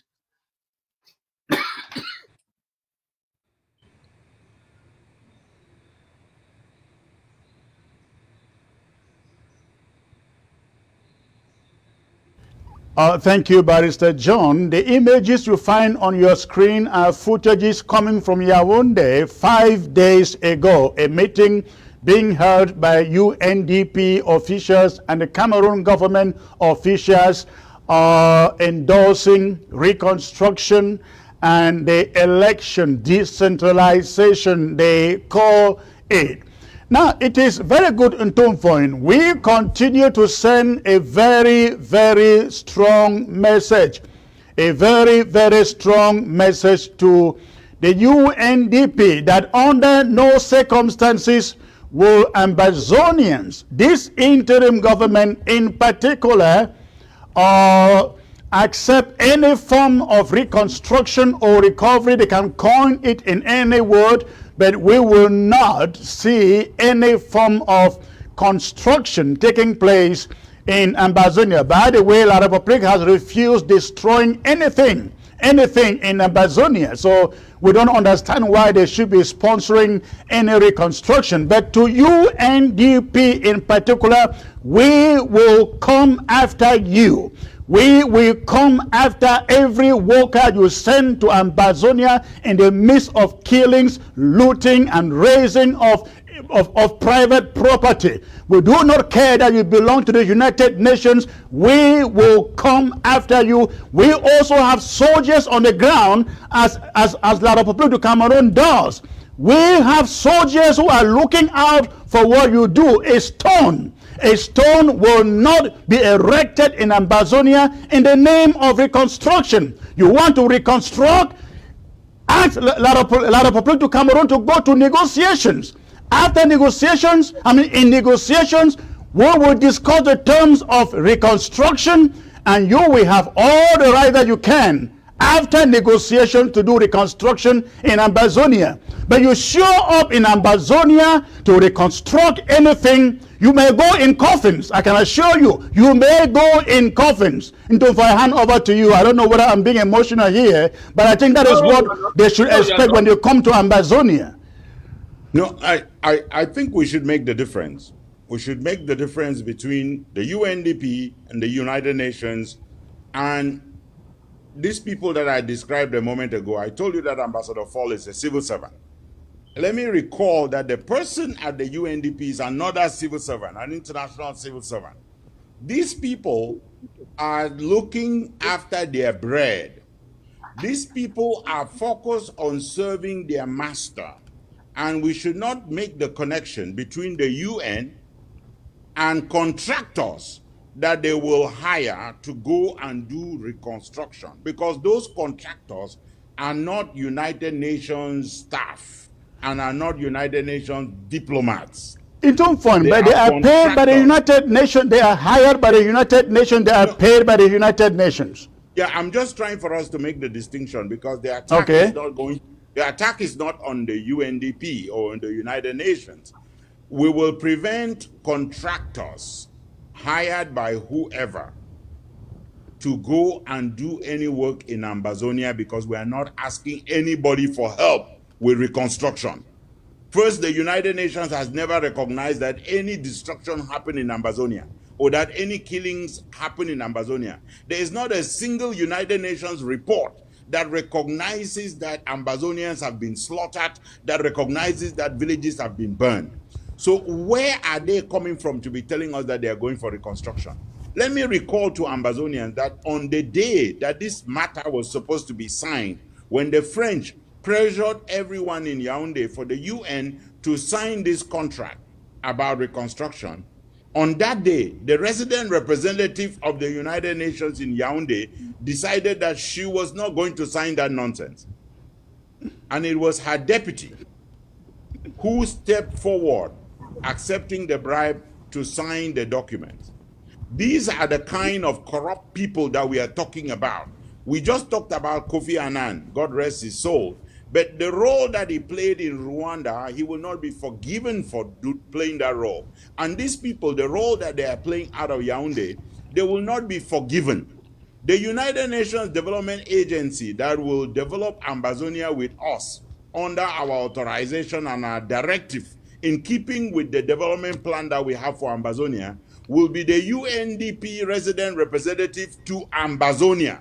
It will not be the UNDP resident representative to La République du Cameroon. We do not demand any aid from La République du Cameroon. We do not demand any assistance from anyone with respect to reconstruction. We do not expect it from anyone, and especially we do not expect it from an organization whose responsibility was to evoke responsibility to protect, and they refuse to evoke that responsibility, and they are showing up now to say they are going to reconstruct. Are they going to reconstruct the lives of 15,000 Ambazonians who have been killed?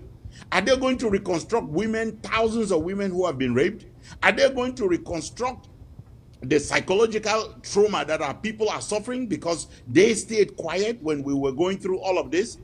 Now, the UNDP, of course, knows, and all humanitarian organization knows, that while they can be granted unhindered access so that they can deliver humanitarian assistance, that delivery of assistance, even of humanitarian assistance, still has to be done under the supervision of our restoration forces. They must ascertain at barricades that what the UNDP is bringing in is not a war weapon against our people. They must ascertain that what they are bringing in is not going to be harmful to our people. Those controls are still done. They are part of international law. So the UNDP, if they are bringing contractors to come and work, to come and do reconstruction or whatever they are looking for, they can wait for the negotiations to go through, because then they will have a resident mission in Ambazonia, and we will discuss with that resident mission how to deal with reconstruction. They have enough work to reconstruct La République du Cameroon. So let them take all of that money, including even if they thought it was meant for Ambazonia. We have donated it to La République du Cameroon. Let them reconstruct La République du Cameroon. They're in desperate need of reconstruction. Let them leave Ambazonia alone. We are not seeking handouts. We are a dynamic people, and we know what we will do with our reconstruction. We don't need their help. I think it is very, very important we state this and make it very, very clear. This war has been going on for 4 years, 4 good years. The UNDP has not been engaged in any humanitarian effort on the ground, not that which we know. Now, gearing up towards their so-called reconstruction and recovery, they began to manipulate the population with language. First, it was reconstruction. When we rejected it, they turned to the word recovery. Now, we have rejected recovery. They are now saying this is all humanitarian work. This is all humanitarian work. Please, we need everyone on ground zero to know. We know the agencies on the ground that are doing actual humanitarian work on the ground. There are over 20 agencies, NGOs on the ground that are engaged in humanitarian work. And these NGOs are they are under the supervision of the United Nations humanitarian work on the ground. They're called OCHA. OCHA is not UNDP. OCHA is another arm of the UN, not UNDP. And so, for UNDP to want the populace to believe, or to want them to believe, to know they are going there to do humanitarian work, UNDP has not and does not engage in humanitarian work. If they have, maybe they should begin to point it to us where they have engaged in some humanitarian work since this conflict started.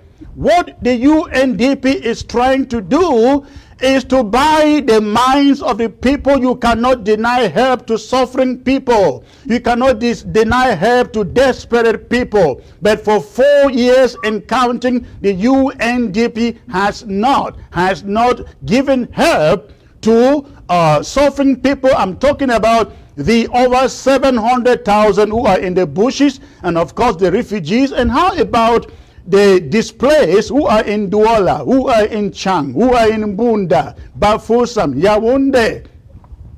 You haven't heard the UNDP giving them any humanitarian assistance. All that the UNDP wants to do is collude with La République du Cameroon, go out, begin to build some markets, begin to build some schools, begin to build some hospitals, so the La République du Cameroon can then begin to tell the international community, you see, we have a handle over the situation. We are reconstructing all the infrastructure that was destroyed during the war. So the war is now over. Only a pocket of resistance is still there in a few neighborhoods. This is all what the UNDP wants. This is all what Cameroon wants to achieve through the UNDP. It has nothing to do with humanitarian work. And that is the reason why, again, I cannot make this message any more stronger.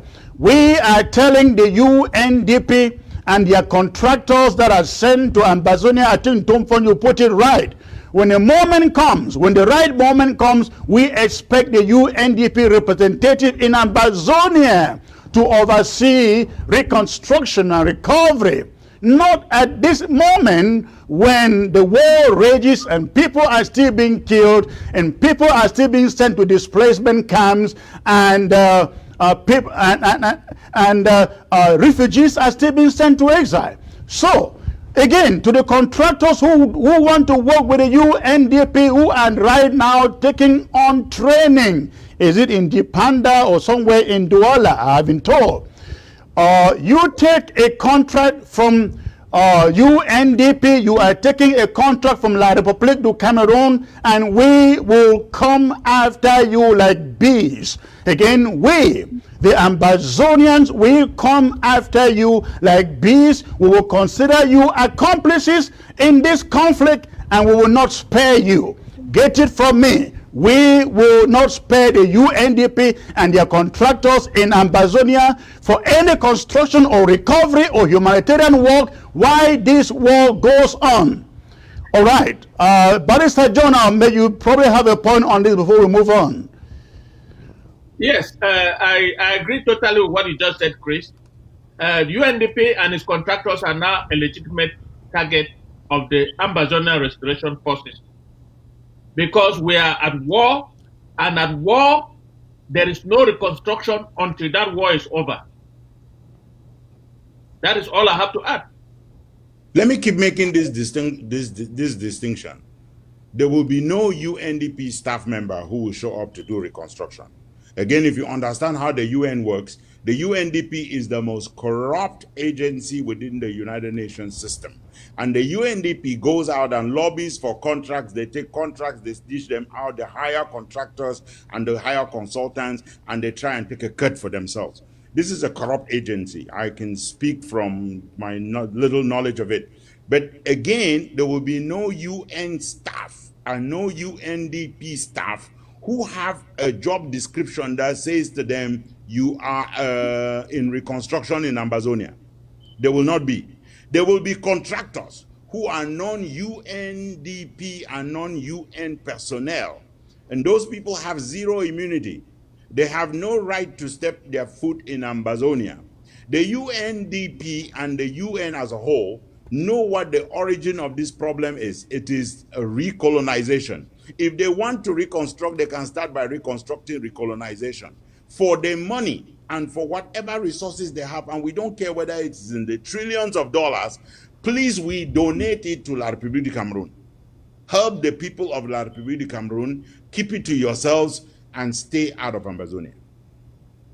Thank you, Ntumfon. Let's move on to our next subject, which is the event of yesterday in Fako, precisely in Boya, where we'll learn of the death of one of the chiefs, 3 of them who were picked up by whoever we don't know yet who picked up the Fako chiefs.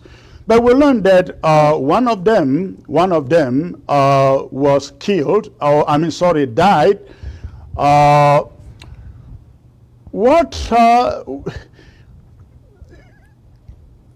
Why the interim government, we are still trying to find out exactly what happened, ladies and gentlemen. We cannot tell who is or who was behind those attacks. Of course, we will get down to the bottom of it to know exactly who did this. But Ntumfon and Barrister John, this is a very, very significant event which should be looked at in the light of the warnings we gave before the French Cameroon elections, in which we bluntly told the chiefs and the councillors, do not go out for these elections. Now, when they are beginning to be picked up by people who do not yet know, shouldn't this send a message to every other chief and councillor out there that it could be them tomorrow? But yes, John. Chris. Yes, Chris, it's a good message. And I want to point here that from the information I'm getting, that chief died in a crossfire because he resisted the arrest. And of course, there were some skirmishes, and he died in the process. There were 3 of them that were picked up. 2 have been released. And let me tell you, any chief that took part in those elections or has been elected either in the so-called House of Chiefs or in the regional house, it's a legitimate target of the Ambazonia Restoration Forces. That it doesn't matter where it occurred, whether in the northern zone or in the southern zone. I'd like to point out that for the fund of Mancon, he has not returned to Ambazonia. I don't know where he is. He should be in Yaoundé. For the fund of So, when the restoration forces of Bokutunja arrested him, he paid allegiance to La République du Cameroun, so he was sent back to La République du Cameroun. He went sent back to Yaoundé. And from Yaoundé, they took him in a helicopter, a military helicopter, brought him to Kumbu, and he voted, and they took him back. Look, any fund or chief in Ambazonia who is an enabler, who voted and is a candidate and he has won those elections, is a legitimate target of the restoration forces, and we will keep the fire on until they all run away, and let them go to La République du Cameroun and stay there. Ntumfon, your thought on this, please. Yeah. First, I just want to say, that we are concerned when someone is picked up, because after all, they're a civilian. But we are not concerned to the extent that that civilian does not become a military spy. And that person is not serving the interests of the colonizers.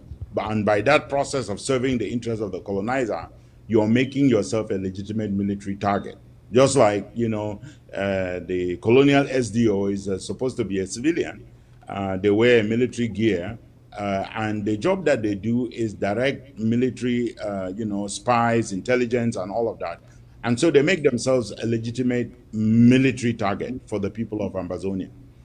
Any chief and fawn who decided that their kingdom is less important and that their people are less important than the bribe of 5,000 francs each that they were getting from La République du Cameroon because they were going to vote, or the bribe that they get on a monthly basis by way of stipend so that they can be called auxiliaries of the administration. Those chiefs made a choice. They made a choice to abdicate the throne. And for those of them who have already fled into La République du Cameroon, that is a very healthy decision that they took to go away from Ambazonia. Because even if they stayed, they will stay like a fly sitting on the throne. They are lost already. Now, I have pointed out this, including on Twitter, that when the Germans invaded our land, every one of our chiefs worked with the army that they had in their villages, in their respective villages, and together they fought against the colonizers that were coming from Germany. The chiefs did not fight with the colonizers. The chiefs did not abandon the people of Ambazonia and line up with the German colonizers. And so today, if you have chiefs and fawns who are lining up with the French colonizers, you have to understand that they are not Ambazonian chiefs or fawns. These are people who have betrayed the people of Ambazonia and have lost all legitimacy. They have become by everyone else by virtue of their decision to turn their backs on their people and to abdicate the throne. So people should not talk to us about this chief thing.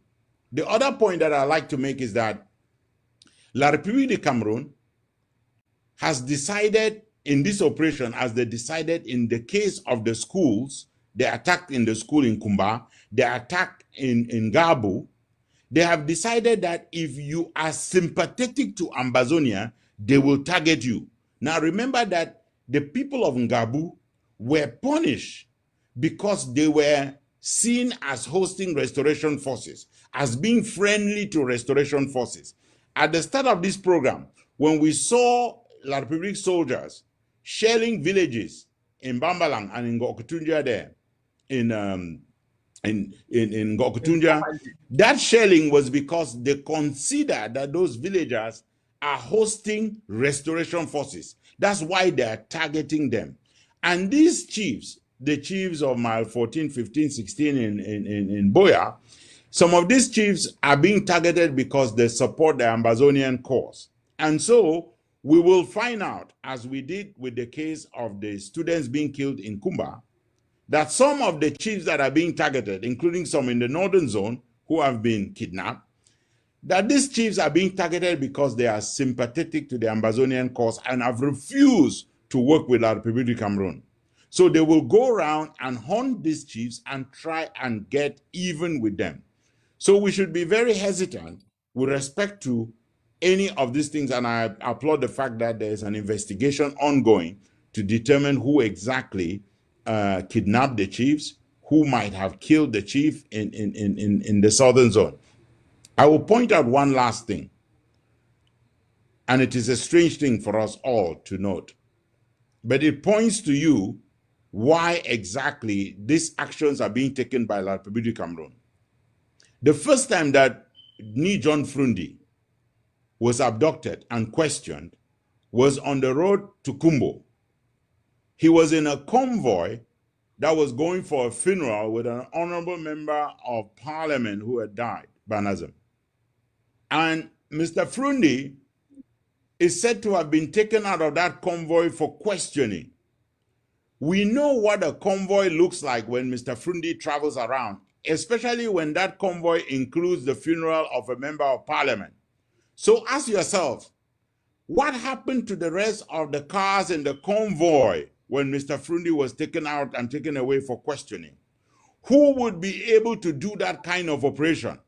Is it Ambazonian Restoration Forces or is it La République du Cameroon? When Mr. Frundi was attacked in his compound and a gun was fired, hurting the foot of one of his drivers, was that an operation carried out by Ambazonian Restoration Forces, or was it La République du Cameroon acting on behalf of La République du Cameroon and trying to stick it to Ambazonia? When they sent back Cardinal Tumi and the Fond of Nso to come back to Nso without the military escort, which they knew they needed, and then that kidnapping happened, was it Ambazonian Restoration Forces that were working, or was it La République du Cameroon that wanted Ambazonian Restoration Forces to kill the Cardinal and kill the Fond of Nso so that they can then build on it? We have to stay extra vigilant on these things. But as for the funds that have decided and the chiefs that have decided that it is better to be with La République, please cross the Mungo and stay there. Thank you, Ntumfoyin. I really want to believe that other chiefs and councillors in Ambazonia are watching what is going on or what took place yesterday in Boya with the chiefs of my 14, 15, and 16.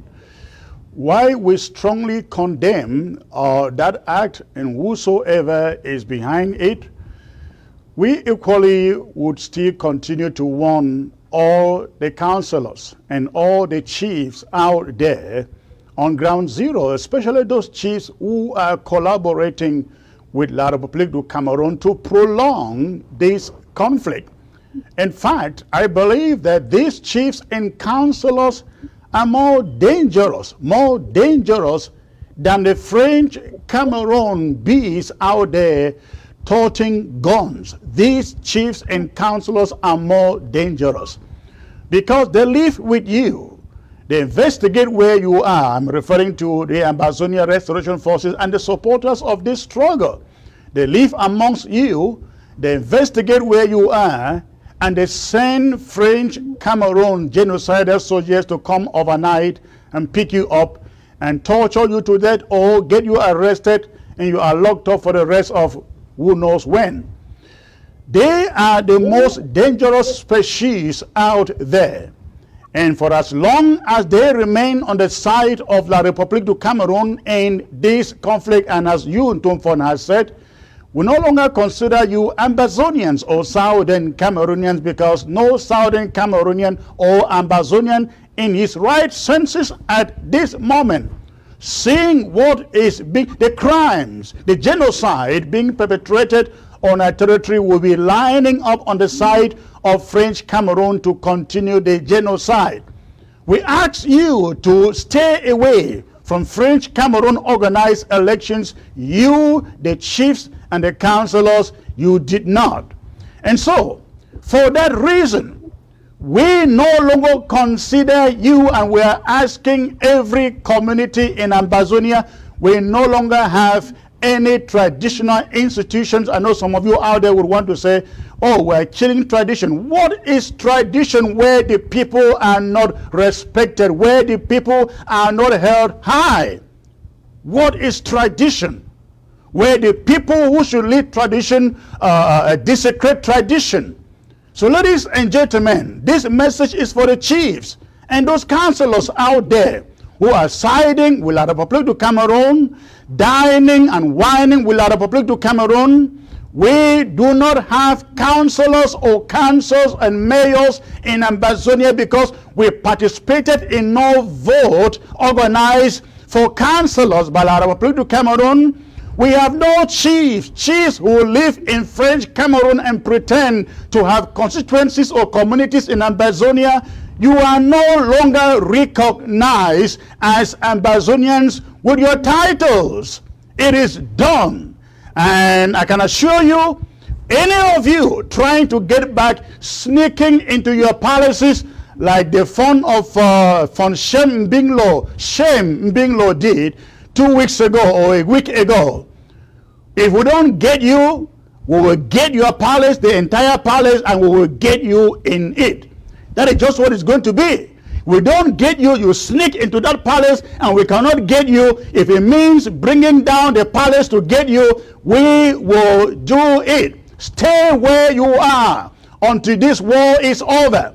When the war is over, maybe we will have reconciliation. But for now, we caution you, stay where you are. And if you think you can meet in that so-called House of Chiefs in Boya or House of Chiefs in Bamenda, again, you waste your time. You are dreaming. Nothing will take place in Boya called House of Chiefs. Nothing will take place in Bamenda. It is not going to happen. And unfortunately, you will not go to Douala to hold your houses of chiefs, nor in Yaoundé. So please take this message home. Take this message home. Ambazonia, if you live in French Cameroon and you call yourself a fon or a chief of Ambazonia, you are not welcome in Ambazonia. I will give you guys the last word on this subject, Barrister John. Yes, I will say that any councillor or any chief that voted and is elected, all of you, you should start your journey to La République du Cameroon, because you will not live among Ambazonians. I am making this as an appeal to those enablers. Let them take their transport, whatever means they have to use, and go to La République du Cameroon. Cross Matazem and cross the Mongo. And when you cross, you say bye-bye. After the war, we'll see. Like Chris says, there may be reconciliation. But I don't know. It will depend upon how we end this war. If we end this war like North Korea and South Korea, we'll build the longest wall and a very secure wall, and you become a member of La République du Cameroon. Take my word.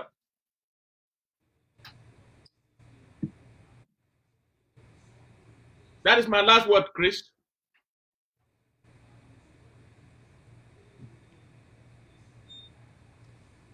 You're muted. You are muted. Okay, all right. Let's move to one more subject and just discuss this for about a minute, and I will open the phone lines for a few calls. You will recall, Dufoin and Barrister John, that about a month ago or so, the colonial mayor of Bamenda came out with their plans. They came out with their plans to frustrate ghost towns and lockdowns in Bamenda, and they went about purchasing buses to replace taxis on Mondays, so that on Mondays they can use the buses to get people to whichever location they wish to go to. But something happened over the weekend. Take a look at the photos you see on your screen, ladies and gentlemen. Take a look at these photos here. Now, the photos you find on your screen, these are the photos coming out from Bamenda. You can see the Bamenda City Council. In fact, there are many, not just a single bus. But look at this one with a driver's seat all bent up and filled with sand. We don't know who did this, but you can see the French Cameroon colonial soldier looking with amazement what happened there with those buses. Now, the Bamenda mayor told us he was going to frustrate Ghost Town with these buses, and I actually told him, I gave him a few months and we would take out those buses. I'm not afraid to say we took them out. We took them out. He can go and buy more. We will still take them out. Ladies and gentlemen, ghost towns will forever remain there. They can go out and buy more buses. We will take them out. But I'd like to get your thought, Tumfoin, on these buses that you find on your screen, the efforts to shut down ghost towns by Bamenda colonial mayor. You know, I saw additional video of the clown saying to people You know, if you don't open your store on Monday, we will help you close it. If we come to your fish place and you don't have the fire running, the charcoal running so that you can make fish, then we will shut down your business. People of Ambazonia, please listen to me. You are the bravest, most courageous people that we know. You just taught La République du Cameroon over that lockdown period. You just taught them that you are solidly behind your struggle. What you need to do is to continue to do what you are doing. There is not a tyrant in hell who can show up and make you do things against your will. I have seen that there are some pictures of, you know, council policemen going around and collecting taxes in Bamenda town. They have the same warning as the chiefs and the funds and the councillors. You are not welcome to collect colonial tax in Ambazonia. It doesn't matter who you're collecting it for. And as we have said, because we did not organize any local elections in Ambazonia, we don't have councillors, we don't have mayors, we don't have, you know, regional whatever. So all of these people are usurpers working as spies on behalf of La République du Cameroon. And Chris was saying a moment ago something that's very crucial. Because you live amongst our people, because you know who the restoration forces are, because you know their families, because you also know where they lay their head down at night to sleep, you are more dangerous to our cause and to the restoration forces than a La République soldier who shows up with a gun from training at Manowobe and who does not know our territory and does not know where the restoration forces are. You are making yourself a military target by the activities that you are pursuing. And people of Ambazonia, wherever these people start and rear their ugly head, we saw it with the Kema in Boya, may he not rest in wherever. But we saw it also, we are seeing it now in Bamenda City Council, as they call it. This is completely unacceptable. You cannot allow these people to undo your struggle. You are not going to allow the CPDM and the colonizers to sit over you and preside over genocide and then mock you in the process.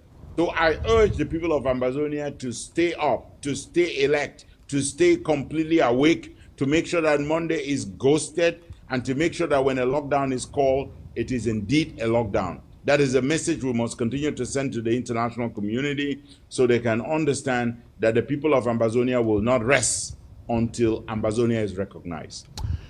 All right, gentlemen, I think we have covered a lot here.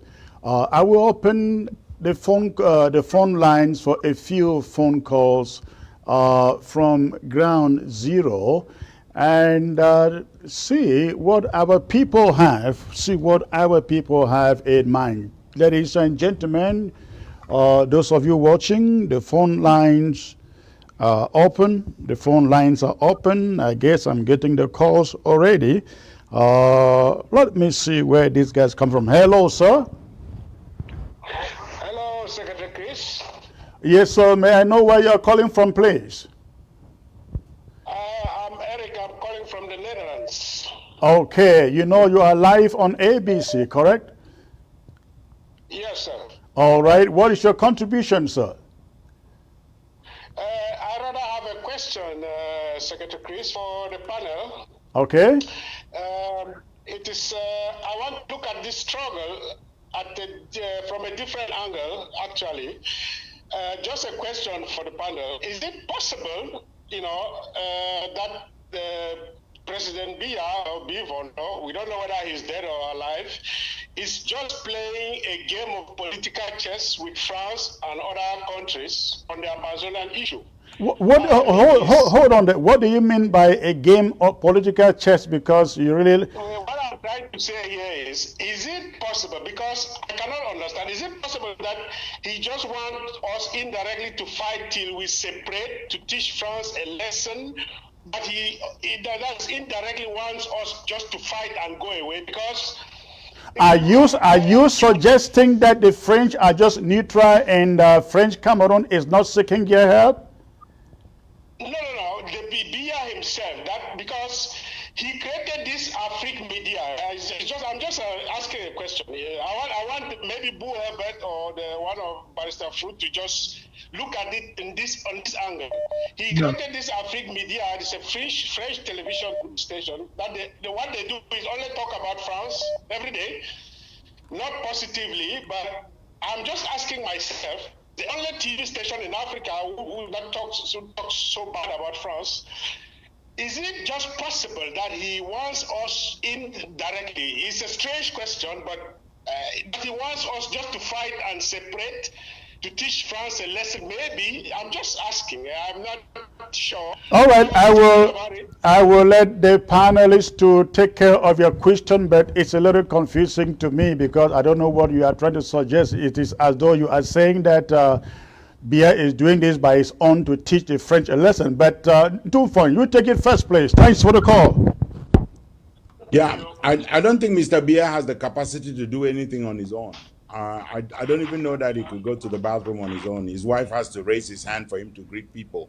So I don't think he can do anything on his own. And I don't think he would dare to do anything against the French because the French will take him out in 1 second.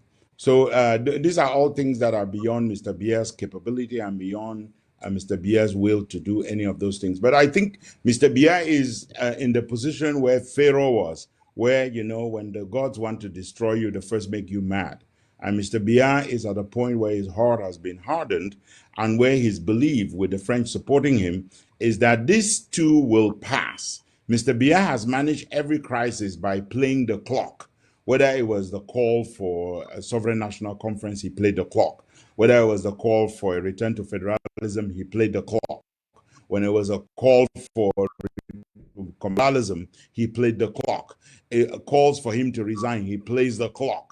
So he's eternally playing the clock, but he himself is running out of clock, and the French are running out of clock. They're not going to be able to play that particular game with Ambazonia because the game, let me not call it a game, the war in which they have invited, into which they have invited Ambazonia is a war that will end with their defeat and will end with separation for Ambazonia. So it will not depend on the French, it will depend on us, and I'm glad that our people are working to deliver that victory for us. All right, thank you. Let's get to the next caller here. Hello, sir. Hello. Yes, actually, hello. This is from Ground Zero. Okay, where are you calling? Where on Ground Zero are you calling from, sir? Victoria. Okay, good to hear your voice. What is in your mind? Yeah, Secretary Chris, I just want to inform you that it is true that our restoration force have to take serious measure in Victoria because the La République, the French Cameroon have organized a tournament here which take place only on Mondays, and they are gathering footballers from Douala, Boya, all over. They are playing in Centenary Stadium, community fee and Bota. So please, we want our security, our restoration force to do something for that because Victoria is not respecting this ghost town. And there is a bar called Monday Show Bar here in Victoria. So at Cassava Farm, that place is always at work. So please, our restoration force have to stop these things that are making Limbe to look like things are happening while things are not happening. So please, Secretary Clearis, we beg you people to instruct this restoration force to do something for Victoria because Victoria is going out of hand, and most of these Benskinia at the Bamlikis working every Monday as if there is no ghost town here in Limbe. Thank you, sir. All right, thank you. We hear you. I hope that the leaders of the forces in and it is a Brazaris, it is Brazaris who have organized that tournament. Brazaris have organized that tournament that is taking place here in Victoria. To be precisely, the organizing committee is the Brazaris. All right. The Cameroon who have organized that tournament. Okay, thank you. And we also are aware that they are having their Nations Cup in Victoria beginning January 16, correct? Yes, that's correct, because renovation of work is going on now at the field site. They're doing everything. Even today morning, the Caterpillar were there trying to work, but after some time they stopped working because they are doing all possible means for the. All right. Thank you for the Nation call. of I people. can assure you that the Ambazonia forces and FACO, they are working hard to make sure that thing doesn't continue at the Centenary Stadium, and of course, the so-called Cup of Nations in Victoria. They will not impose it upon us. Thanks for the call. All right, let me quickly get to the next caller here. Hello, sir. Yes, good evening, Secretary Chris. Good evening, sir. May I know where you are calling from, please? I'm calling from Meme County. Meme County. Okay. How was Ghost Town? I guess you're calling from Kumba. How was Ghost Town respected day today? Very perfect. Wonderful. So what is in your mind, sir? Okay, I want to talk about the ambassador that was sent to the United Nations to defend La Republique. Okay. Fall, yeah. Yes, I think if he's saying that this is an eternal affair, France, then the type of weapon that we have seen displayed in the Bambala area or in the Okituja area, is that the kind of weapon that we can use to stop an eternal affair? That's a very good question. I wish he was here to be asked that question. Very good question. Yes. Then coming now to this Swiss issue, I know people like Dave Makongo, that stupid guy, Eric Tatol, and the Yerima, who is carrying the basket of shame of Sisiko, Tapang, Ivo, Fearless, Don Pasho, and a host of other. I don't even need to name them. These are the people who were propagating and telling us on Ground Zero that the Swiss stock is dead and gone. Now, we are hearing it from the UN, from the house's own mouth. Where are they? Let them come out with that useless SCBC and be entertaining us. Well, you know that SCBC is dead, right? Yeah, I know, it's dead. It's dead about 3 months ago. Entertaining us. Yeah, they were just entertaining us. They don't have anything. We take our instruction from the IG. Yes.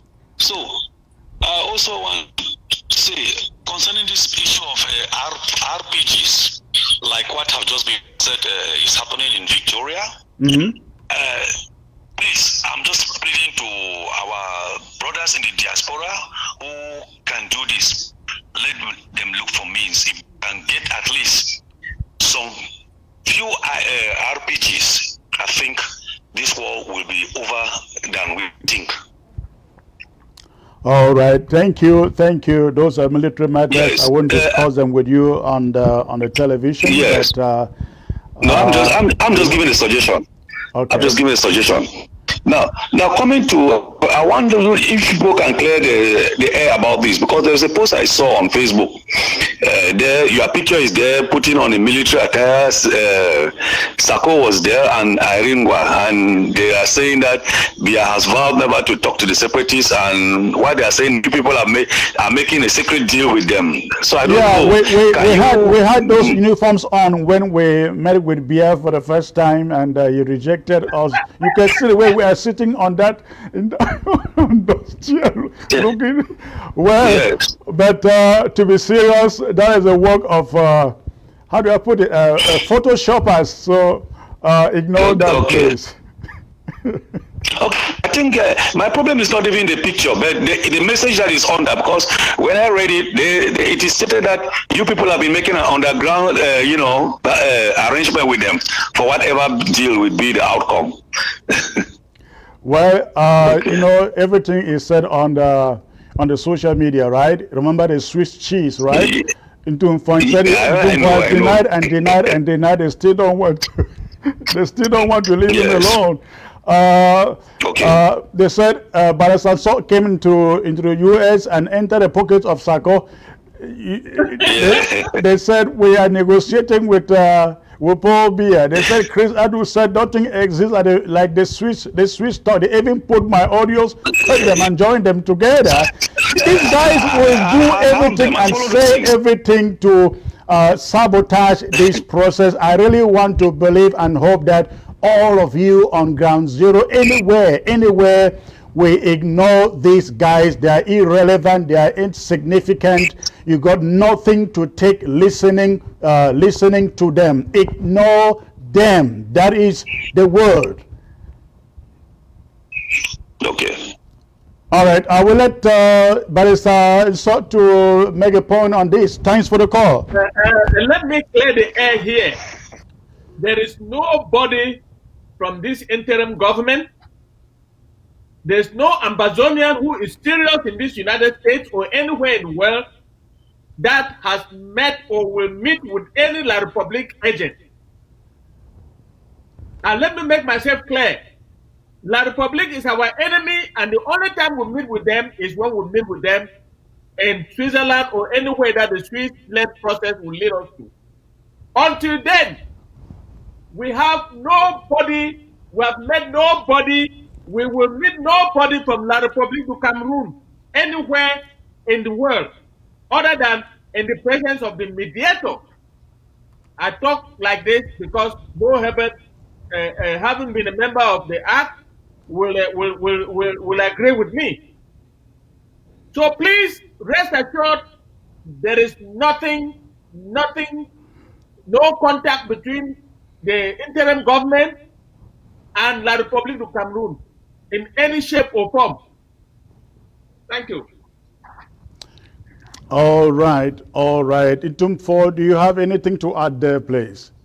Yeah, no, I can just add that, we are not looking for any business with La Republique du Cameroon. We have no business. We have nothing to discuss with them except to talk about the sovereignty of Ambazonia.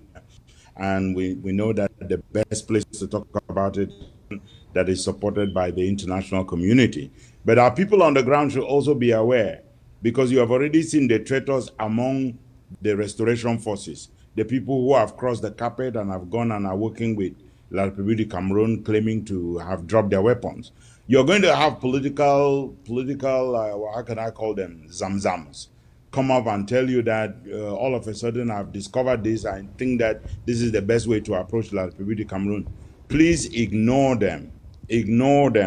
Just stay focused, because the international community has set a table for us. It is for our people to define the terms of the separation at that table, to negotiate those terms and to walk away with our country well protected and within our own arms, and we can determine our own destiny. So please don't listen to people who are trying to distract you by giving you the impression that you are following leaders who are betraying you. That's not happening. And talking about betrayal, Ntumfoyin and Barrister John, when somebody betrays, doesn't his actions or her actions, his language, her language change? I don't know whether anybody out there has seen anything different from Ntumfoyin's actions, his behavior, his language. Has it changed? Has anybody seen any language change or action change in Dr. Sako or myself when they say they've taken money? I mean, my brother is still in the bush fighting. If I took some Swiss cheese, as they say it, even though I wasn't there, somebody said I took 15 million, 15 million francs CFA. I don't know whether 15 million francs CFA is money. Is that money? Well, I can understand why people think people who has never touched $100,000 with their hands believe that 15 million CFA is a lot of money. That is not even an equivalent to chicken change. My sister is still there in jail. I mean, if I took money, wouldn't my language, my action be different? Barrister John, if you took money, will you be coming here and talking about all this and trying to indict La Republique du Cameroon? Chris, we are in this fight till the Lord calls us. Your language has not changed. Mine has not changed. Bo Heber has not changed. We are the same people yesterday. We are the same people today, and we'll be the same people tomorrow. Let me tell you, those enablers, whatever they are doing, they are working for La Republic, and they have been paid. Only God will pay them. But we are waiting for the day that Ambazonia will be free, and we'll see who is who. Some people are in, some people are out. Thank you very much. All right, let's take this last caller here. Hello. Hello, Secretary Chris. Hello, sir. Where are you calling from? I'm calling from Ground Zero. I'm calling from. Hello. Hello, you are breaking up. You are calling from Ground Zero. Which LGA on Ground Zero? Ground Zone. The Northern Zone. Okay, what is in your mind, sir? The thing in my mind is just for us to evaluate this struggle as the grains that fell. Those who are talking different languages now are the grains that fell on the rocks that didn't grow. So we know everybody who have gone out of trail. We are very intelligent in Ground Zero. Any day that somebody makes a mistake, we'll just discover him and we'll bring him out. So we cannot go on hearing what those people are saying, that you people took something. We know the work people are doing, and God will bless you till we get our struggle. Thanks very much for the good work. Thank you. Thank you. I appreciate the call. God bless you and remain safe, sir. All right. Into fun. I give you the last 50 seconds for the last word with Barrister John. We've made it so long. Yeah, let me just say that, you know, there's something to be said about why Mr. Biya and La République du Cameroun and the French are running away from the negotiations with the Swiss. People try to tell you that it is because it is the Swiss will sell you and all that. The real reason is Mr. Biya has made his calculation, has looked at who is at the table, has looked at what positions we take and how we are resolute about the position, and the man is afraid. He cannot come to the table because he has nothing to bring to the table. He is like Nigeria when it was time for Nigeria to go and prove that they own Bakassi. Mr. Biya doesn't have the paperwork that proves that he owns Ambazonia. And that's why he's been trying to run all these circles around the Swiss-led process. And he has worked with the French so determinedly, and the French will show up at the Security Council and will not have the courage to mention the conflict, nor to mention the genocide, nor to mention the fact that there's a solution that can be had through the Swiss-led process. So as a matter of fact, the people of Ambazonia, we like to point out again, remember how fast you have traveled, how extremely fast you have traveled. Compare your case with other countries. Again, I keep saying, East Timor declared independence in 1975. When they got a negotiation, it was in 1999. When the South Sudanese started, they started in 1972. When they got a negotiation, they started in 1983, and they only got independence in 2002. And they waited 5 years to 2002 to get the UN to endorse their peace process, their negotiations. You have the total endorsement of the United Nations right now, of the United States of America, of Canada, of Britain, of the European Union. You have the entire endorsement of the African Union itself. Right now, people who are telling you that that process does not have a leg on which to stand cannot offer you another process. We ask you to stay steady on what you're doing, to continue to deliver on those ghost towns. For those of you who are in jail, in detention, in prisons, those of you who are, looking for sanctuary in the bush, please continue to take courage and continue to fight. You are our best people. Don't think anyone has neglected you. Don't think anyone has forgotten you. Don't think anyone is fighting in this struggle without thinking that you are the most deserving part. You are the ones for whom we are fighting. And please stay focused. Don't let the distractions from La République du Cameroun betray you. And those of you who carry weapons on behalf of our people, don't let anyone tell you to lay down your weapons and join any kind of disarmament program. You're going nowhere. Don't let anyone come and talk to you about reconstruction or recovery. That is a road that will take you nowhere. And for the United Nations and the international community, you want to solve the problem of Ambazonia, please join us at the Swiss-led process. Please end the recolonization of Ambazonia, stop the genocide, and help us walk the criminals to the International Criminal Court so that they can pay for their genocide crimes. For the rest, the people of Ambazonia, stay focused. You are winning this fight. Mr. Trump says bigly. You are winning it bigly. Thank you, Tom Foyn. Before Barrister John, before I get to you, let me quickly get this caller who has been on the line. I will get back to you for the last word. Hello. Hello, Secretary Chris. Hello, good evening, sir. Good evening. I'm calling from the Northern Zone. Okay, precisely what local government? From the Northern Zone in Bamenda. Okay, what is in your mind, sir? Yes, I wanted to find out. I sent a voice message on this line and it has not been played. And then I just want to find out from you. Last week we were hearing from the population around town talking about Eric Tato coming up on air and telling the people that the interim government is promising when war is going on that the draft money will be released only in December. So I don't understand. I know that the draft money is directed to the LGAs and they are the one managing the money.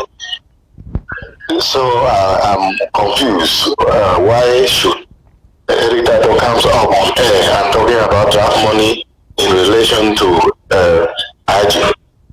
Yeah, but the question should rather be, why do you believe in Eric Tato? Is he the spokesperson for the interim government or for any LGA or county? Has any truth ever come out of his mouth? Does he stand? Yeah, we actually do not believe in him. Yes, we actually do not believe in him, actually. Yeah, so you should not be worried with anything coming from him. He is not the person you should be getting your information from. If you cannot reach anyone at the interim government, at least you know people in your LGA you can reach to say, hey, what's going on with the draft? When should we expect to see certain things? Blah blah blah, something like that. But not from insignificant people, irrelevant people like they call him APOM or something like that. Not from him. He doesn't come out to give you legitimate information. He comes out to spew hatred and sabotage to everything that genuine fighters, genuine leaders in this struggle are trying to carry out. So please ignore what he said.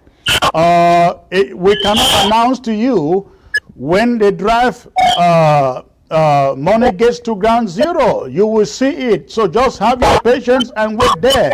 You will see it in its manifestation. Okay? Thank you. All right, thank you, sir. Thanks for the call. Okay, Barrister John, please, 1 minute. Yes, I thank Bo Herbert for having summarized the whole thing, but I have one thing to add. Mr. Biya has since surrendered in France when he said they tried to assimilate us, but they failed. And since he said that, he has gone. I don't know where he is. He has said nothing. Those who are fighting the war, they know why they are fighting the war. But let me say this. Very soon, La République de Cameroon will leave our territory running because the draft money is getting ready to unleash fire on them.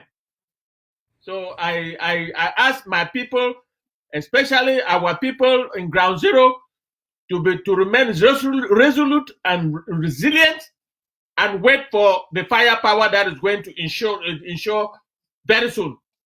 And La République du Cameroon to know that we are ready to get them out of our territory by any means possible.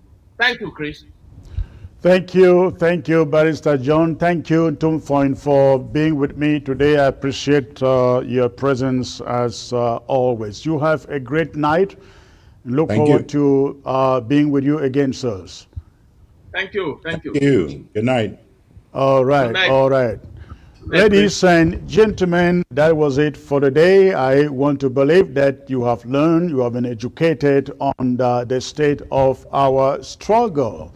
I look forward to coming back to you perhaps down the week. But until then, please remain resilient, remain strong, remain focused, and ignore every form of propaganda. Every form of propaganda being initiated from La République du Cameroon, because they are trying to get you to believe we are losing. We are losing. The war is over. You will hear activists, La République du Cameroon activists on the social media telling you Ambazonia is done. All the restoration fighters are with the DDRO centers. They are all gone. They are all captured.